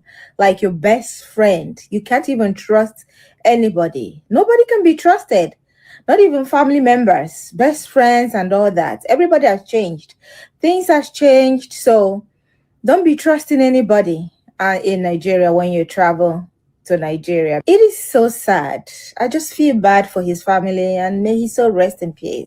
At this point, fam, if they did that to one of their own, what would they do to a Black American? What would they do to, come on now. What they gonna do to a Black American? You know what I'm saying? This is how they treat each other? Come on. So let's be real. She said they're not the same as they do. Somebody in the chat said, is that Keyshawn Johnson? God damn. If they do that to each other, what do you mean? But we understand the logic behind it, fam. I'm telling y'all, we know more about them now than we've ever known. But let me tell you this, and this is what I mean. This is exactly what I mean, fam. What it really is that somebody came back over there and they had a little money, and then you try to take them out. We hear stories all the time. Black Americans hear stories all the time about somebody who's from the diaspora going back to their homeland, got a little bit of coin, and all the people who were there, whether they were friends or family members, they set you up and they unalive you. We've all heard horror stories about Black Americans going over there, trying to help and assist these people, and they do some sneaky stuff, and then they unalive you. It's not safe for Black Americans to go to these places because these places don't even have an infrastructure that protects them from them. So when you insert a foundational Black American who they hate any damn way, and they always approach us with ill intent, then you make sure that you stay over here on this side. And remember, y'all, while all that is going on in Africa, or excuse me, going on in Nigeria, look at this right here. Watch this woman. This woman says she wants to thank God to Donald Trump for the damn airstrikes. Watch this. Magnitude of, I don't think you guys understand the magnitude of what the US did for Nigerians.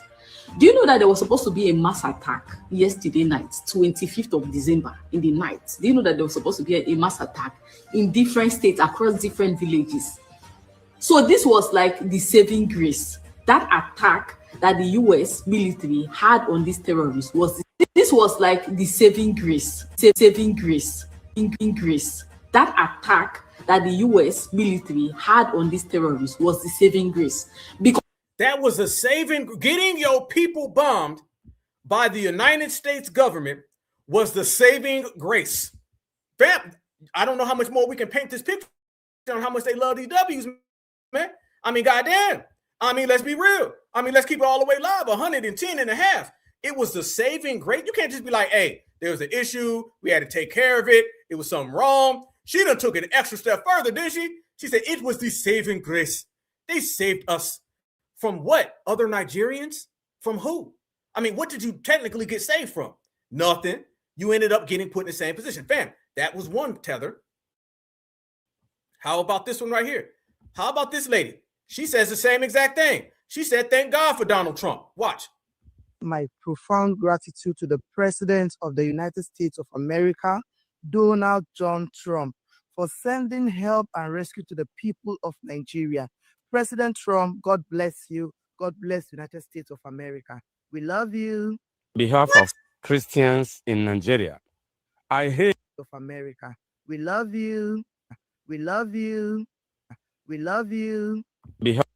Fam, let's be real. Do you love supremacy? America. We love you. behalf of You love white folks? We love you. You love Trump? You. behalf of Christians in Nigeria, I hail you. I salute you. God bless you, sir. God bless America. God bless Nigeria. I want to thank Mr. President Donald Trump for sending help and rescue to Nigeria. God bless you, Mr. President. We love you. Thank you. Thank you, President Donald Trump. Get them damn babies off the screen. Look at them selling out these damn kids. Get them kids off the screen. Fam, this is what I'm talking about. Ain't no love for somebody who loves the colonizer. Ain't no love for no smut, dog. We ain't on that type of time. No, there is only going to be riders, fam, and everybody else got these kids out here. We love you. Why are they God blessing America more than Americans are? Somebody tell me the difference, fam. What is going on over here? And then just like the damn tethers, they got to put up some kids. Oh, we got to have the kids saying it. Do you want it, fam? You want to see why you're always seeing the same images come out of Africa? You want to see why Africa's always in the same situation? It's because of this. How you think these kids are going to grow up? These kids are going to grow up bowing down to the colonizer the same exact way that their parents and grandparents did because of stuff like this. And where are the riders at who stop all this from going on? The Pan-Africans are mad at FBA. They don't say nothing. Tethers want to tether on the FBA. They don't say nothing. And all the damn Africans out there wanting to be a part of this. They have no system to stop any of this from happening, brothers and sisters. They just continue to perpetrate the fraud. Say out tonight. No, I can't do it. On behalf of the northern people, especially the Christians in Nigeria, we love you. God bless you, Donald Trump. God bless America. That's enough. That fam, I can't do it. Brothers, sisters, I can't. I can't do it. They just loving, ain't they? They love it. Oh, they thank you. God bless you. Man, they got more God bless yous than anybody. More God bless yous than anybody. Loving Donald Trump. What's this really hitting for? What's this really about? You see automatically, y'all, these individuals have an obsession with the dominant society that ain't going nowhere. It's right here, live in full speed. And another thing that's live in full speed that's going on right now in the United States of America is the other tethers who are facing deportation. And these tethers are facing deportation fast. Every day you wake up, there's a new tether, and there's a new deportation, and there's a new law. And what you're starting to witness is, y'all, absolutely bucking for a green card. That green card means everything. You ask them, you want a lottery ticket, or excuse me, a winning lottery ticket or a green card. They'll say they want the green card because they think the green card is better than a winning lottery ticket. But fam, did y'all see what ended up happening out there in Somalia? Do y'all remember we had a whole conversation, Foundational Black Americans, and we were telling everybody how when you look at it and you get straight to the point, there are going to be more W's that go up to Somalia, or excuse me, go up to Minnesota, basically Somalia, and they're going to try to run a game on them.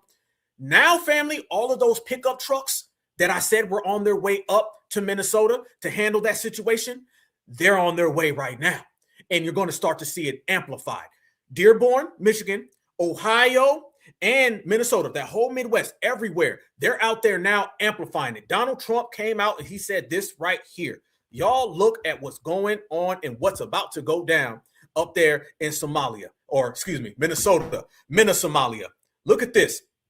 This right here, fam. Donald Trump came out and he made it clear he don't want Somalians in America. Watch. The mayor of Minneapolis, Jacob Frey, is saying that he's actually proud to have the largest Somali community in the country, and his police chief. Well, then he's a fool. I wouldn't be proud to have the largest Somalian. Look at their nation. Look how bad their nation is. It's not even a nation. It's just people walking around killing each other. These Somalians have taken billions of dollars out of our country. They have a representative, Ilhan Omar, who they say married her brother. It's a fraud. She tries to deny it now, but you can't really deny it because, it just happened. They have destroyed Minnesota, that beautiful land, that beautiful state. It's a hellhole right now. And the Somalians should be out of here. And all they do is complain, complain, complain. You have her. She's always talking about the Constitution provides me with, go back to your own country and figure out your Constitution. The mayor of Whoa, wait a minute, wait one damn minute. That sounds exactly like what we've been saying about how these individuals need to fix their homeland. I mean, damn, why are you mad when you ain't fixing your homeland, but yet you upset if Foundational Black Americans were saying it, but they don't ever say nothing about Donald Trump. I'm telling you, I'm still waiting on tethers to say Donald Trump is xenophobic. I'm still waiting on tethers to say that Donald Trump and MAGA is a hate group. Notice that they navigate around all them, but always say something about us. Notice that, right? How about this right here, fam? I told everybody that them folks was on their way up there, and I told you them folks wasn't playing. What we say last week, fam? Somebody said we got a WWE promo. Well, here is Jethro Duck Dynasty number 15. And he said that he is on his way up there so he can go deal with him. Look at him too, fam. He mad as hell. He mad. Oh, the system of supremacy on y'all. Good luck. Watch this. Hey, TikTok, I see you don't like when I talk about Somalians. They're leaving America. I don't care what you say. You're about to be American, so get used to it. Hey, TikTok, I see you don't like when I talk about Somalians. They're leaving America. I don't care what you say. You're about to be American, so get Is that a threat? Look at him, fam. He all in the camera. Hey, TikTok, I know you don't like it when I talk about Somalians. They're leaving America. What do you mean leaving America? How? Explain yourself. Boy, he going full speed, ain't he? Damn, he going full speed. But that ain't even the main course, fam.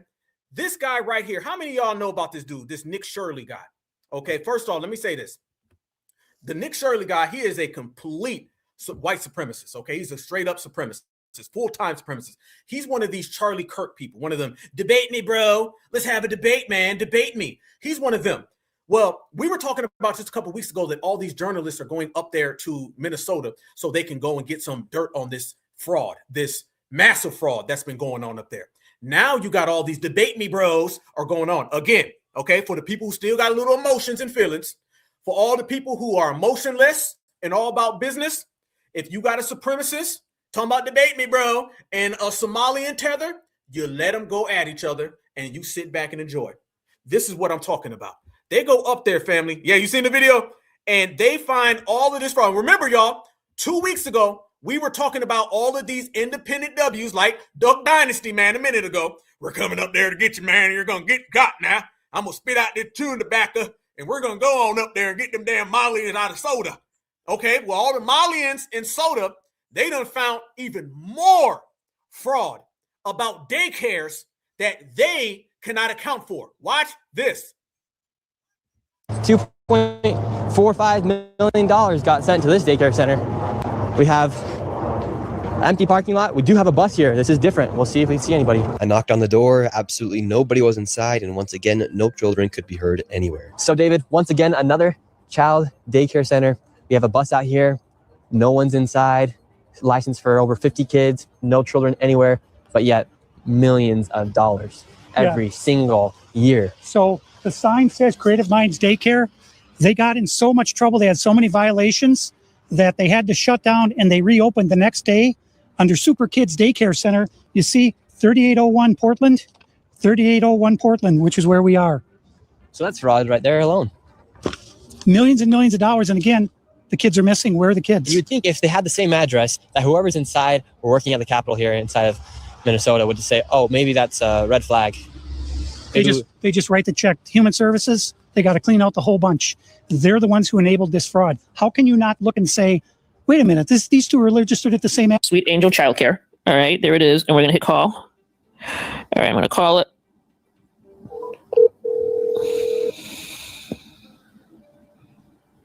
Freeze. Watch this, fam. They're about to call this daycare center. When they call this daycare center, y'all, it goes directly to Tim Walz and his office. So doesn't that tell you that the fraud is there?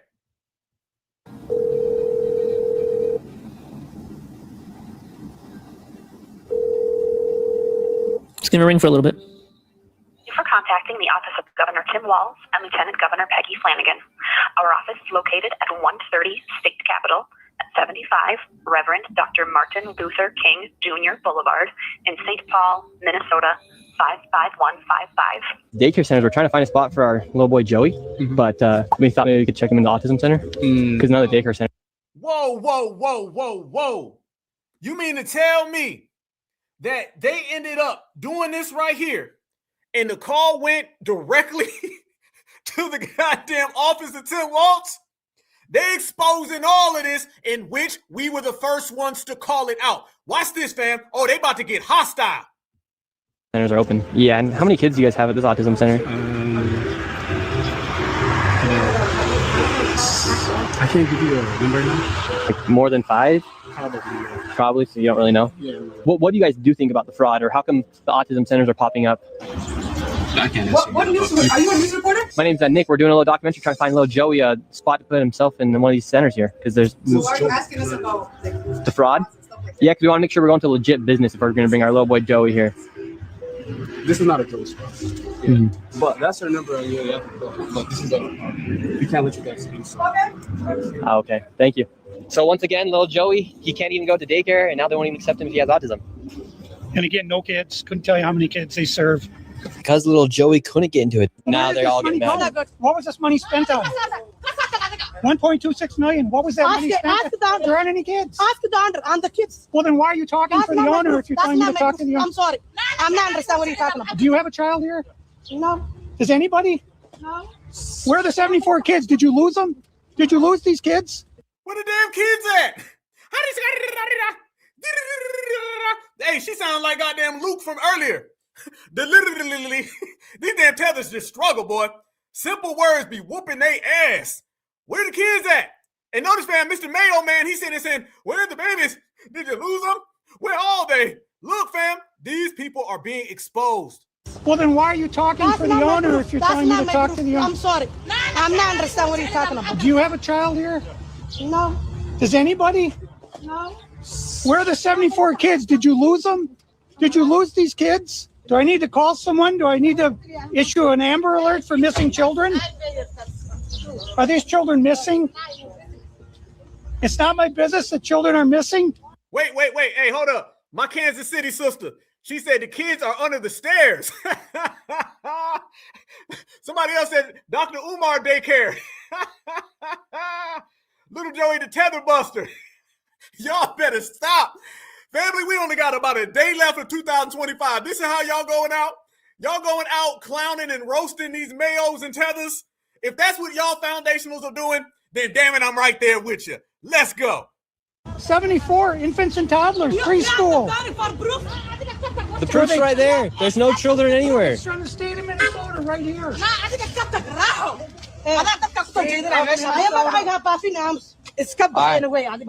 we're moving on to the next location. Have a good day. Now they're all getting mad. What was this money spent on? 1.26 million. What was that money spent on? There aren't any kids. Everyone seems to be talking about the viral video by YouTuber Nick Shirley visiting Somali-run daycares in Minnesota that received millions in taxpayer money and showing a lack of kids present. Well, I have a strange twist for you. The daycare that's getting the most attention from Shirley's video is the Quality Learning Center, misspelled as Quality Luring Center. They spelled it wrong.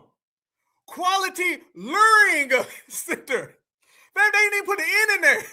It sounds like they need to learn some English and learn how to write and how to spell. Man, leave it up to a damn tether to mess this up. Tethers can't even write. Fam, I'm so glad the world now is starting to have to deal with tethers. We're going to get to that in a minute. Black Alpha, slow down. Let's go.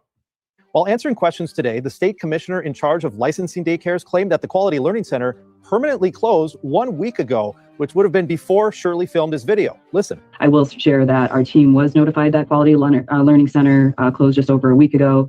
And I believe the details that were given at that time were around space concerns.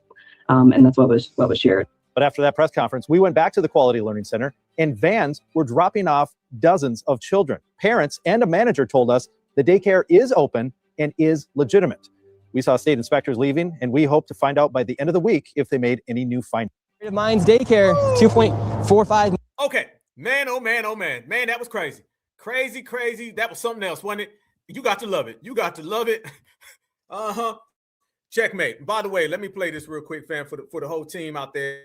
You know what I'm saying? Fair use is about teaching scholarship and research and commentary. Fair use. Now, first off, let's make this clear. Those W's don't care about those kids. We're going to make fam, we're going to get straight to it now. Don't let them sit there and tell you the kids, they're more worried about exposing what's going on with the tethers, because we told everybody right now, tethers in particular, Somalians, they are public enemy number one when it comes to the dominant society. They're public enemy number one. They ain't really on no game where anyone really gives a damn. Let's make this clear. They're going to sit there and play that game because that's what W's do. W's always make it look like they're overly concerned about different communities, when in reality, no, they're not. They really don't care. They could care less about those kids. However, seeing what's happening with those kids, that only puts a spotlight even further on the situation at hand that they really want to put it into. Okay, so that's really what it's about. And dude is a full-time, he's a full-time supremacist anyway. Full-time, okay? I mean, straight up full-time supremacist. That's just how dude's always been. So they're really just kind of playing that game so they can get with him. Yeah, what'd you say? A learning system or a learning center. You did. And there was another one that came up, fam, where they walk up on these people and check this one out, y'all. This woman goes crazy. She going to you think the last tether babble was crazy? Wait until you see this woman. She goes into full tether maniac mode. Watch this. And they're out there low-key antagonizing them, fam. You got to remember that. That's just what they do. But watch this right here. This woman, look at her. Look at her, fam. Let me tell you, is this helping or hurting their cause? Look at this lady. Fam, she goes absolutely insane. Because you know what it is? They're so used to the dominant society giving them passes. Now they got to deal with the other half of the dominant society that isn't. Watch this psychopathic tether, y'all. It's crazy in the streets. Today, I'm showing you 161 childcare in Columbus, Ohio. And as you can see, it does not look like a child. And if you come around...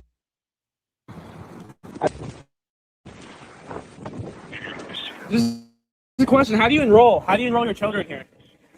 You can't do that? No kids? So how can I enroll my children? It says you get public money through. You get public money through Ohio. You get money through the state of Ohio. This is a money that gets. Watch it one more time, family. Look at her. Look at her. She looked like she just got here from Somalia. Look at this woman. She's spazzing out. This woman done went full insane. Y'all know the W's gonna plaster and post this all across the damn country. Look at these freeze frames, y'all. Boom, bam, boom, bam. Look at this crazy woman. Man, these Tether's gone crazy. Tether's gone crazy. You see what happens when they can't scam no more? This woman look like she about to goddamn them fangs about to pop out. She about to break through that damn glass, y'all, and just goddamn eat this dude. What the hell is going on with these people? Yeah, she crazy. Insane in the membrane. You feel me? And that right there, though, that is exactly what we've been saying. And FBA's been calling that out for a long time. Donald Trump ended up putting out this tweet right here. He ended up making this tweet right there. Look at this, fam. He posted a Megyn Kelly video where Megyn Kelly's starting to talk about the Somalians. Okay, well, on top of that situation, Donald Trump put "get her out now." And this was more talk about why he wants Omar gone. Omar, right now, I don't see how she makes it through 2026, either in America or in a jail cell. But it looks like it's about to go down very bad for these individuals. That's why I tell everybody, y'all, deportation and that damn jail are looking real comfortable for a lot of these tethers in the tether community, because things have heated up to where there's so many receipts, they can't really run themselves out. When you start talking about these individuals and how they cannot no longer scam and scheme off the system, what does that leave a tether with? Not a damn thing. That's why we've been saying, y'all, they ain't got a pot to piss in and a window to throw it out. Look at this right here. This was Megyn Kelly. This is the video that Donald Trump retweeted with that tweet on top of it. Watch. I have some good news for all of us, which is about Ilhan Omar. It starts bad, but then it gets good. She married her brother, allegedly, so that he could get into the country and be here, like an immigration matter. Trump keeps saying that she married her brother so she could get in. That's not it. She was already in. She was brought in by her dad when she was young, under 18.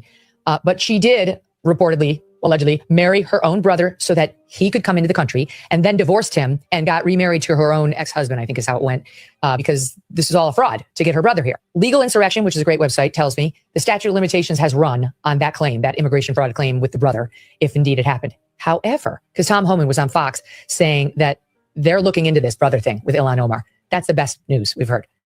I'm thrilled that DHS is actually looking into it. So if the statute of limitations has run on the brother situation, still it should be exposed and documented. There is the possibility that she's still in trouble, because now they think, okay, let me just read the following. And they're citing this Matt Tardio on X. Ilhan Omar claims that she obtained her citizenship when her father was naturalized in 2000, just months before her 18th birthday. But there's a problem. No record has been found of his naturalization paperwork. In response to a FOIA request for her father's N-400 paperwork filed by A.J. Kern in June of 2023, the National Records Center was unable to locate any filings under his name. Question, can she be denaturalized and deported if this is substantiated? Answer, yes. If fraud was involved in her father's alleged naturalization, then her citizenship could be on the chopping block, because that would be immigration fraud by the dad that would affect her.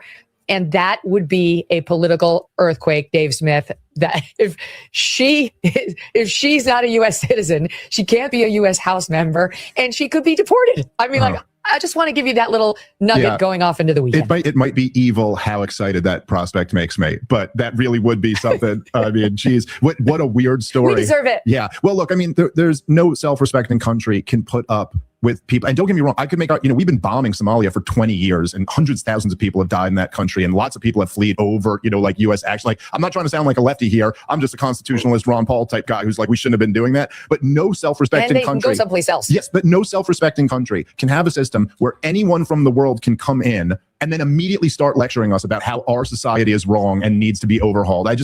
Freeze. Done. There you go. But let me say more. Family. It feels good right now. I'm going to tell you what feels so great. I'm going to tell you what feels so great to the family, y'all. It feels good that the whole damn country has to deal with a tether problem. I'm loving it, because I remember when there was a massive tether problem, when it was dumped off into our communities and no one said nothing. Black Alpha, y'all know I'm crazy. Y'all know that. That's well established. Everybody knows. Even my own mama tell me I'm crazy, but it's all good. I embrace the craziness because our crazy ain't like their crazy. Our crazy is more we say what we feel. We say it when people don't want to hear it, and we make them have to deal with it. So let me say something I feel like saying that the whole world gonna have to deal with. Tethers are like crack, okay? Tethers are just like crack. What do you mean by tethers are like crack, Black Alpha? Tethers were dumped off into the Black community just like crack. Tethers had a harmful effect on the Black community just like crack. And then eventually, just like crack, tethers started to leave our communities and started to affect other people's communities. As soon as they started to affect other people's communities, then the crack and the tethers became such a dreaded thing and became such a bad thing. A bad thing that foundational Black Americans been calling out the whole damn time. You know I'm with it. Let's go. So when I tell you tethers are very much like crack, that's exactly what they are. It was dumped off in our communities to do harm for us, but it eventually went across the street into the neighbor's house, started knocking on their door, and now everybody's getting woke up.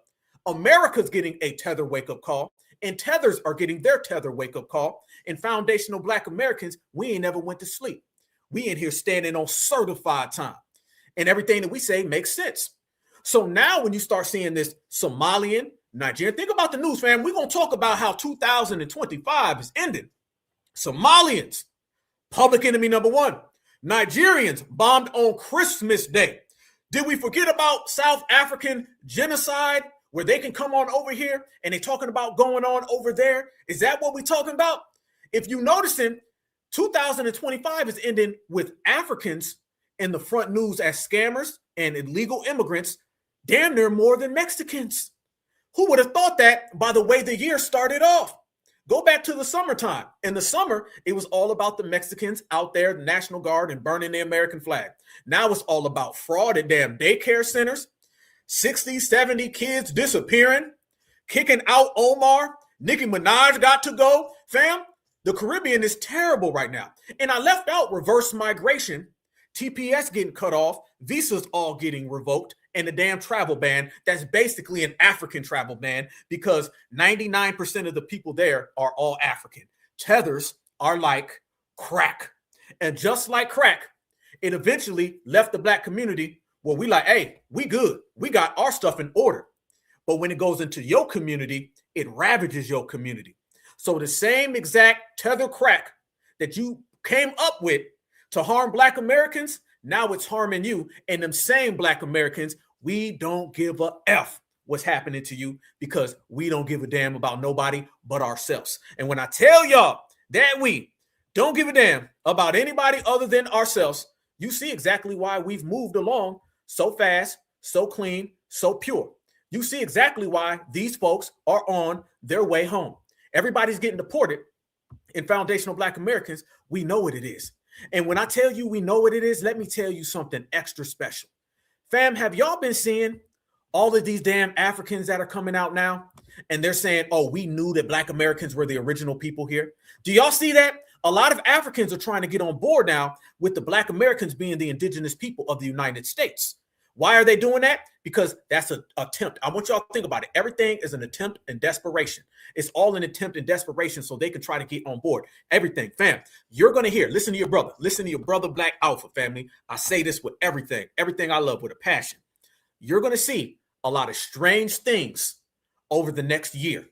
You're going to see a lot of weird alliances, a bunch of strange babble, things that weren't said before, but everything that you see that's coming from outside of FBA are all people who are trying to steal, trying to mooch, trying to leech off of FBA. Be very cautious. You're going to hear people that said something one day, say something completely different the next day. You're going to see people that you never thought would do this. They're going to start to do it.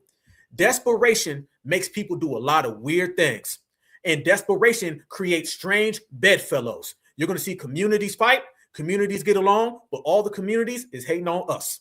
Now what you're seeing are Africans coming out, and Africans are out here, and they're trying to say, well, I kind of knew Black Americans were the indigenous people the whole time. Y'all know why people are saying that? Because now $2 Tonto is out here taking DNA tests. Remember we were talking about them DNA tests? Remember we was telling everybody we're the originals? Remember foundational Black Americans let it be known that we are the indigenous, we are the originals, the originators, the foundation of this country? Well, guess what, y'all? Now $2 Tonto's out here and he's doing DNA tests, and his DNA doesn't come back to America like ours. It goes to Asia. Watch this, y'all. Here we go. We tapped in, y'all. You're rocking with the Black Alpha Network, Certified 100, Certified Black Society, the #1 activist on the planet. And all we do is drop receipts. We told everybody, when you do the DNA test for these $2, it all goes back to Asia. Now they're admitting it. FBA done won again. All right, let's see. Malaysian, South European. How? I thought I was Cherokee. I thought I was indigenous. The more you know. Uh-oh. All right, let's see. Malaysian, South European. How? I thought I was Cherokee. I thought I was indigenous. Bucking his eyes. Uh-oh. He Tonto bucking. Fam, you know we are winning when we got everybody bucking. Is he bucking them eyes, y'all? Is he saying every single thing that we said? Are they proving us right every single day? Is everything that they're saying absolutely what foundational Black Americans been saying? And now is it coming to light? Damn right it is. He bucking them eyes because he's surprised that there ain't no indigenous in you, bruh. You may be indigenous to Malaysia, but not to America, the land that our ancestors built, created, cultivated, formulated. It's all on us, fam. Look at that right there. He thought he knew what he was talking about.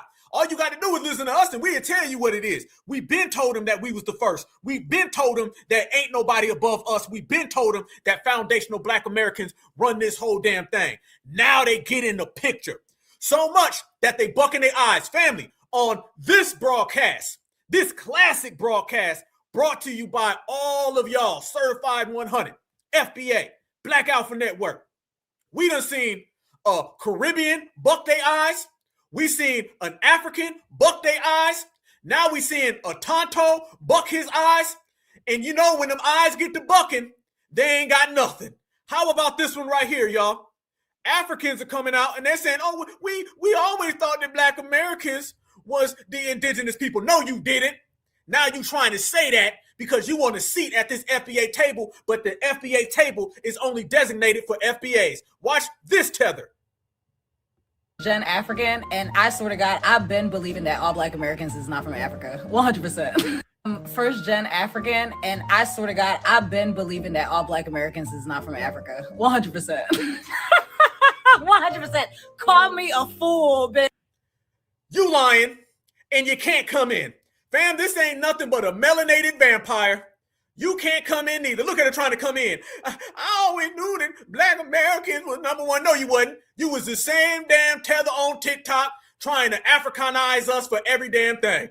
And now you realizing we done shut it down. Fam, all this is right here is your final confirmation that FBA has won. Delineation has taken over and the regulators done mounted up. You want to see another one? Here's another African. She's saying, I always thought that you guys were the original. Yep, and I always knew that you are a tether, and no matter how big your bonnet is, you cannot cover up that forehead. You do not know what it is like to have a regular size forehead. You do not know what it's like to have a hairline that is straight. Your hairline goes backwards. Your hairline is in a time machine because it goes back to the past. Your forehead will have the Super Bowl on it. And your eyes will be bucking because you found out that foundational Black Americans won't give you a damn penny. And it's that easy. Look at this one. Another. How can Americans tell me like that, oh, we used to be here, we've been here before, not all of us came from Africa, we've been in America, we were here. I used to be like, no, you guys are you guys all right? Like, you guys have to be brainwashed. Like, who told you that? Like, all Black people are from Africa. But then I think to myself, like, my grandma, if really and truly if really and truly, like, I know this sounds so stupid, but like, if really and truly they took Africans from Africa, my grandma would have told my mom the story.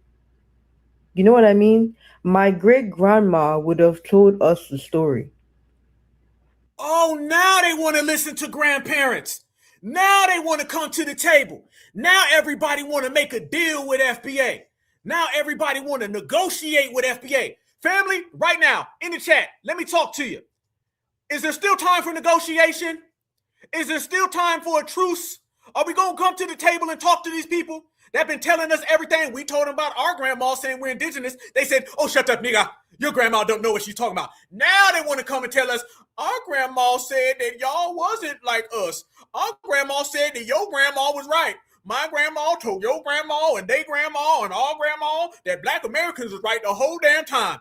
The whole room full of grandmas, FBA grandmas, was the only correct ones. Okay? We ain't coming to no damn table. Ain't no damn negotiation. We remember and heard every single thing that y'all said about FBA when you thought you was going to get that bag from FBA. Now what you're saying is we ain't going to get that damn bag energy. So they're coming up with all these excuses and desperation, flip-flopping, flop-flipping, and you still ain't going to get a penny from foundational black Americans. Damn what your grandma says, because your grandma is probably anti-black just like you. And our grandma was right because our grandma is indigenous black Americans. Stand up.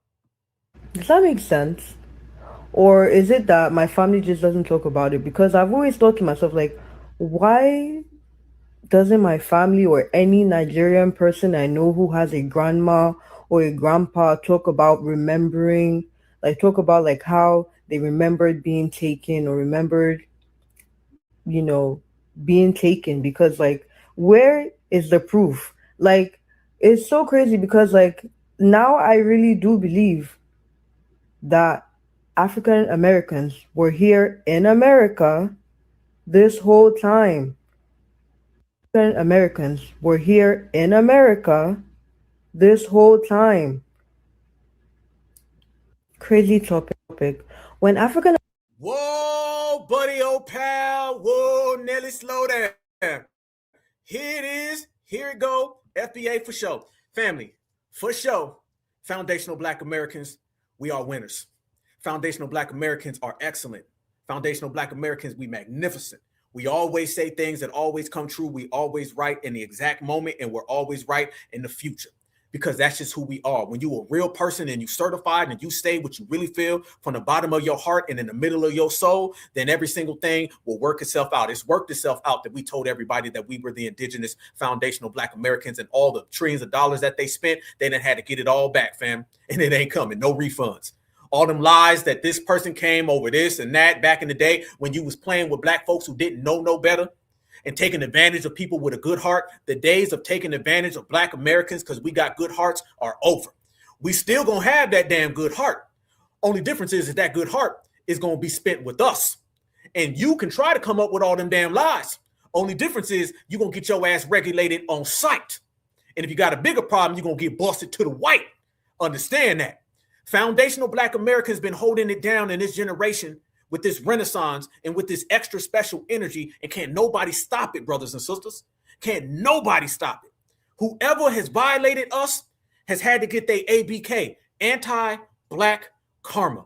And there's no jurisdiction. It will show up to your house. And that's exactly what's been happening. So when you watch it and everything unfolds, I want all of y'all to enjoy the damn ride. Now people are not singing what they were singing when this year started. Go back, remember, put it in your brain. What people were saying, what they was talking about when this all started, fam. It is not what they saying now. It is not what they saying now. Now everybody's singing a different tune. The tune that they singing is the same one FBA been talking about from the beginning. What will not happen? Let me tell you this. I'm going to tell you right now, okay? Black Alpha going to tell you. I'm going to tell you what will happen and what will not happen. We'll start with what will not happen. You will not cop no pleas with FBA. We will not negotiate. We will not put on no damn capes. Didn't have capes last year, ain't got none this year, won't have none next year. You will not try to flip-flop or shame foundational black Americans into supporting your cause, whatever the hell it will be. And that goes for whoever the hell says it. Now, let me tell you what will happen. We will regulate, we will delineate, we will separate, and we will continue doing every single thing that we have always done, that be foundational, Black American, indigenous, excellent, and get to the bag. Reparations. That is it, point blank. Fam, you ain't got to prove a damn thing. Let me tell you something. We say this all the time around my way. My job ain't to convince you.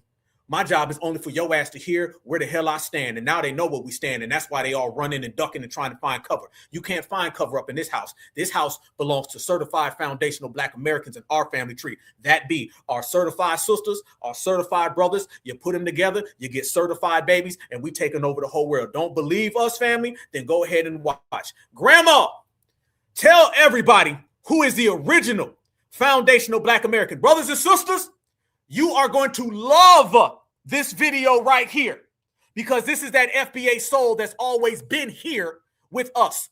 Please screen record this because this is all for us and all for the lineage.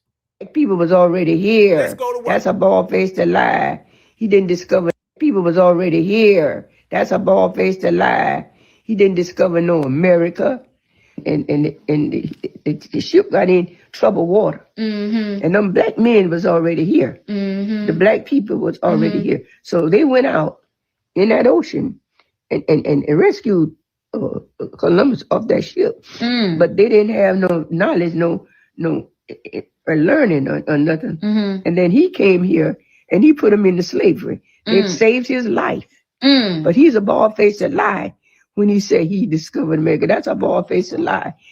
If my Black relative didn't run out there and rescue his butt, when that the turbulence was tearing up them ships, he wouldn't have been here. Mm. So Black people didn't know. All they knew was living off the land, and they didn't know how to fight for themselves. Right. He put the Black people in the slavery. And the big old giant. My grandfather was tall, and he wasn't afraid of nothing. Nobody, white or Black, short or tall, fat or thin. He wasn't afraid of nothing. What was your grandfather's name? John Jordan. But everybody called him Johnny. John Jordan. Put the Black people into slavery, and they got tight and they fought their way out. They fought their way out of what he was. Black people was already here. That's a bald-faced lie. Troubled water, and them Black men was already here. The Black people was already here. So they went out in that ocean and rescued Columbus off that ship. But they didn't have no knowledge, no learning or nothing. And then he came here and he put him into slavery. It saved his life. But he's a bald-faced lie when he said he discovered America. That's a bald-faced lie. If my Black relative didn't run out there and rescue his butt, when that the turbulence was tearing up them ships, he wouldn't have been here. So Black people didn't know. All they knew was living off the land, and they didn't know how to fight for themselves. Right. He put the Black people into slavery, and the big old giant. My grandfather was tall, and he wasn't afraid of nothing. Nobody, white or Black, short or tall, fat or thin. he wasn't afraid of nothing. What was your grandfather's name?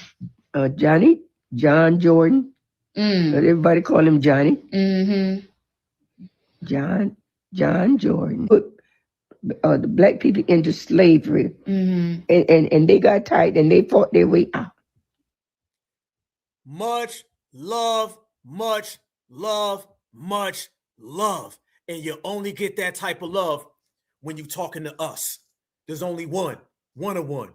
That be us. Foundational Black Americans, certified Black society, all of us right here is a family tree. You don't get no better than that, brothers and sisters. You don't get no better than that. Certified salute to grandma. Now, let me ask y'all a question, and I'm going to go ahead and answer my side of this question before everybody else's. How many of y'all grandmothers said the same exact story, damn near verbatim, How many of y'all grandmothers look like her and said the same exact thing that she just said? I already know your answer, because the answer has always been the answer. We've been telling everybody what we've been telling ourselves, in which our grandparents told us. Testimony, real life ones. We're the original people, and it ain't up for debate. We ain't here to explain, complain, or apologize. I'm FBA, and I say so. You don't like it, F you. In the boat that your ass came in on. I see right there, your grandmother, your grandmother, your grandma, your grandma, your grandma right there, my sister's grandma, another one of my sisters, my beautiful sister right there, my foundational Black American brother, another one of my sisters right there, my very beautiful sister right there, my very beautiful sister right there, all of my foundational Black Americans, all my sisters are beautiful, all my brothers are intelligent, strong, and savvy. Look at all of them right there. 1, 2, 3, 4, a million. Family, a million over. We've always been here. We're always been the indigenous. And notice what she said, fam. She didn't just tell the story. She broke it all the way down, and she gave the details. She said, they asses were stranded and they got saved by us. We ain't do no damn nothing for anybody other than be ourselves. We saved them. Then when they try to do some slavery with the people who were mixed in, we whooped their tail 100 times, and then we whooped their tail again until we got free. Do you know what the Civil War was, family? The Civil War was a slave revolt. That's exactly what it was. It was a slave revolt combined with the brothers and the sisters who were already here in the combination, and we set ourselves free. So grandma, just in that 2-minute video, said more truth than these people have told in 1,000 years. They've been telling thousands of years worth of lies, and grandma shut it down in a 2-minute video because they're liars, and grandma is a truth speaker. That's what it's all about. But that's how we all are. You notice she said we saved them. We weren't scared of nobody. They tried to enslave us. We broke out, and we're here now. And we will always be here, and we will always hold it down, because that's just how it go, family. We are internal for eternity. We are timeless. Foundational Black Americans are priceless. If it's good, it's us, okay? If it's good, it's FBA. If it's bad, it's all of them. I'm going to say it like that, because I'm a bold foundational Black American grown-ass man, and I say it with conviction and authority. If it's good, if it's amazing, if it's once in a forever time, then it's FBA. And I say that, and I mean that, because we are the ones who have always stood on business for this landmass. This landmass belongs to us. We own it. And in this generation, we walking with that step like we own the place. You know, when people say, man, you act like you own the place. That's how we moving now, but we ain't acting. We doing this in real time, real life. We ain't out here just playing no games. We run this here. Trust me, this my house. This your house. This our house. Can't nobody come in this house. We done seen everything before, and it don't work for us, and we don't want nothing to do with it. Now you're seeing the new world. Family, this is a new world that we're all being ushered into, and this time, tomorrow, the clock will be ticking, and we'll be waiting to bring in a new year. And since we are bringing in a new year, I'm going to bring it in the same way we started this year. Who was talking all that bull-ish when this year started? They asses is copping pleas now. And that go for everybody who ain't a part of this lineage. We have completely consolidated all of the energy, the frequency, the vibrations, and we are moving forward as one collective. They say something, don't work. Try another one, don't work. We out here PIMP slapping them up. Get out the way. Nothing can stop us, y'all. Nothing can stop us. If we people who could be stopped, we would already stop. If we're people who can been broke, we'd already been broke. So when you look around, and we build and we work and we shine and we grinding, we untouchable, unbreakable, unmatched, and stronger than ever. What does that tell y'all? It's about being on code, and it's about being lovely. You just seeing that sweet grandma tell us everything. And you know why I say she looks like our grandma and sounds like our grandma? Y'all know why? Because she is our grandma. That's my grandma as much as it's your grandma. The same way my grandma is yours and yours is mine, and we all share this same fam. Nobody's bigger than the program, and there's only one program, and it's the FBA family tree. It's the FBA family tree. Damn right, I talk with a hell of a lot of charisma. Damn right, I'm conceited as hell, because when you come from the greatest lineage of all time, you be the same way too. Only problem is that you don't, and we are. So since we are, we're going to live like stars, and we're going to shine, family. We're going to always shine, and then the baby's going to shine. It's just going to be one long line of shining, and they're going to say, who doing all the damn shining? You already know who the hell it is. It's the only people capable of it. You think it's the difference, fam? Why you think we walk different, we talk different, we move different? Embrace your differences, y'all. That's why they're always trying to connect us. You want to know why they want to connect you to everybody, y'all? They want to connect you to everybody because then you'll start thinking that you are everybody. All right. They want to say Black Americans are people of color and we're Africans and the diaspora, because once you do that, you lose your exclusiveness. You lose everything that makes you special. What makes you special is that you ain't them. What makes you special, fam, is that above everybody, you shine. That's what it is, fam. So we are out here embracing the difference that we have amongst everybody, and we're embracing the collectivity that we have amongst ourselves. You understand? We moving so strong because we are one. Foundational Black Americans, certified Black society, the strongest lineage, heritage, and culture ever. And we do this all the time right here on this channel. We've been breaking the news and we've been busting it down for everybody to see. And when you look at all the layers peeled back, all the stones flipped over, there's only one answer, y'all, is that we are the originators, we are the prime time, and we are the main characters. Everybody else, they just a damn Tubi movie, a generic one at that. And Foundational Black Americans, fam, we motion picture on the big screen and we live like stars because we are. So when you want to sit back, you want to have pride, you want to enjoy who you are, just know the mirror is not that far away, because the difference between us and them, when they look in the mirror, they hate the reflection that's looking back at them. When we look in the mirror, we love the reflection that's looking back at us, because we're comfortable in our own skin. We are beautiful people. We are certified all the time, and it's FBA all goddamn day. I love you guys with a passion. Certified salute, Black Alpha. Fam, we're going to be in here, lighting it up, holding it down, being ourselves. Shout out to you and your grandparents. Shout out to your children. Shout out to your husband, to your wives, to your cousins. One love. I need everybody. Please stay safe tomorrow. Much love and respect. We over here doing our own thing, holding it down. You know what it is. I love you guys with a passion. We're going to continue to be number one. Okay, right here, Black Alpha Network. We're going to always be the number one channel. I'm going to always be a living legend, and I'm only living because I got the family with me. You feel me? Without the family, it ain't nothing. They backstab all damn day. We ain't nothing without family. We are family. I got all my certifieds with me. You know what happens when the certifieds pull up to the scene, fam? Let me tell you what happened to the certifieds, y'all. Certifieds get to coming up, and everybody started looking like that right there. Sorry. Tethergetting done got you. Is it another one on the Tethergetting list, y'all? Did we find another one? There's another person on that Tethergetting list. Damn, terrible, terrible, terrible. It sucks to be on the Tethergetting list, but we wouldn't know what it feels like because we are the originators. That's how we go. That's how we hold it down. And you already know certified foundational Black Americans run the yard. So when I ask, where my dogs at? You already know what it is. Black is beautiful, and beautiful is always Black on our side, family. So let's continue to hold it down. Happy New Year's to the family. Happy holidays to all your brothers, all your sisters. If you see a certified foundational Black American, give them a big ass hug, dap them up, y'all, and just know one thing. You've been chosen and you've been selected to be in this generation, the most prominent and potent generation of all time, to represent the greatest lineage, heritage, and culture ever. And you're doing it with passion. You're doing it with a certified, thorough instinct. And that same instinct is what got you here. You come from a long line of them, fam. So you ain't got to look for it. It's already right here. You ain't come here, you're from here. You ain't fly here, you reside here, okay? Certified all damn day. They know what it is. We running it, y'all. We turned up to the max. The fire is hot, and we just stepping through the flames, and we ain't getting burned. Easy work. All right, y'all. Remember, Black Alpha Network. I will see you guys again this week. Everybody, please, please, please, I mean this. Have a safe holiday. Make sure you enjoy every second. Go outside when the ball drop. Look into the sky, family.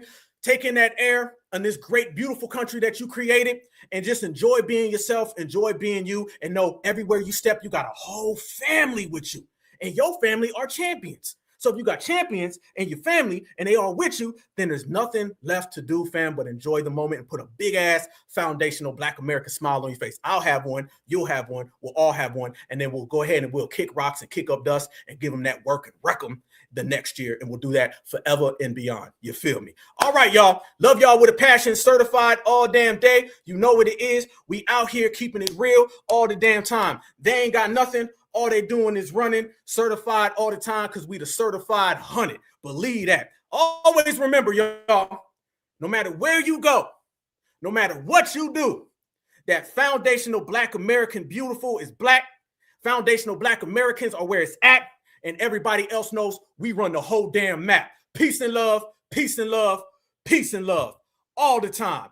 One time for the family. Let me see it in the chat, y'all. Love you with a passion. Black Alpha, your brother. Let's go. Happy New Year's, FBA. Stay beautiful. I'm turned up because I love you. Let's go to work. Peace and love with a passion. I'm out. Free Huey.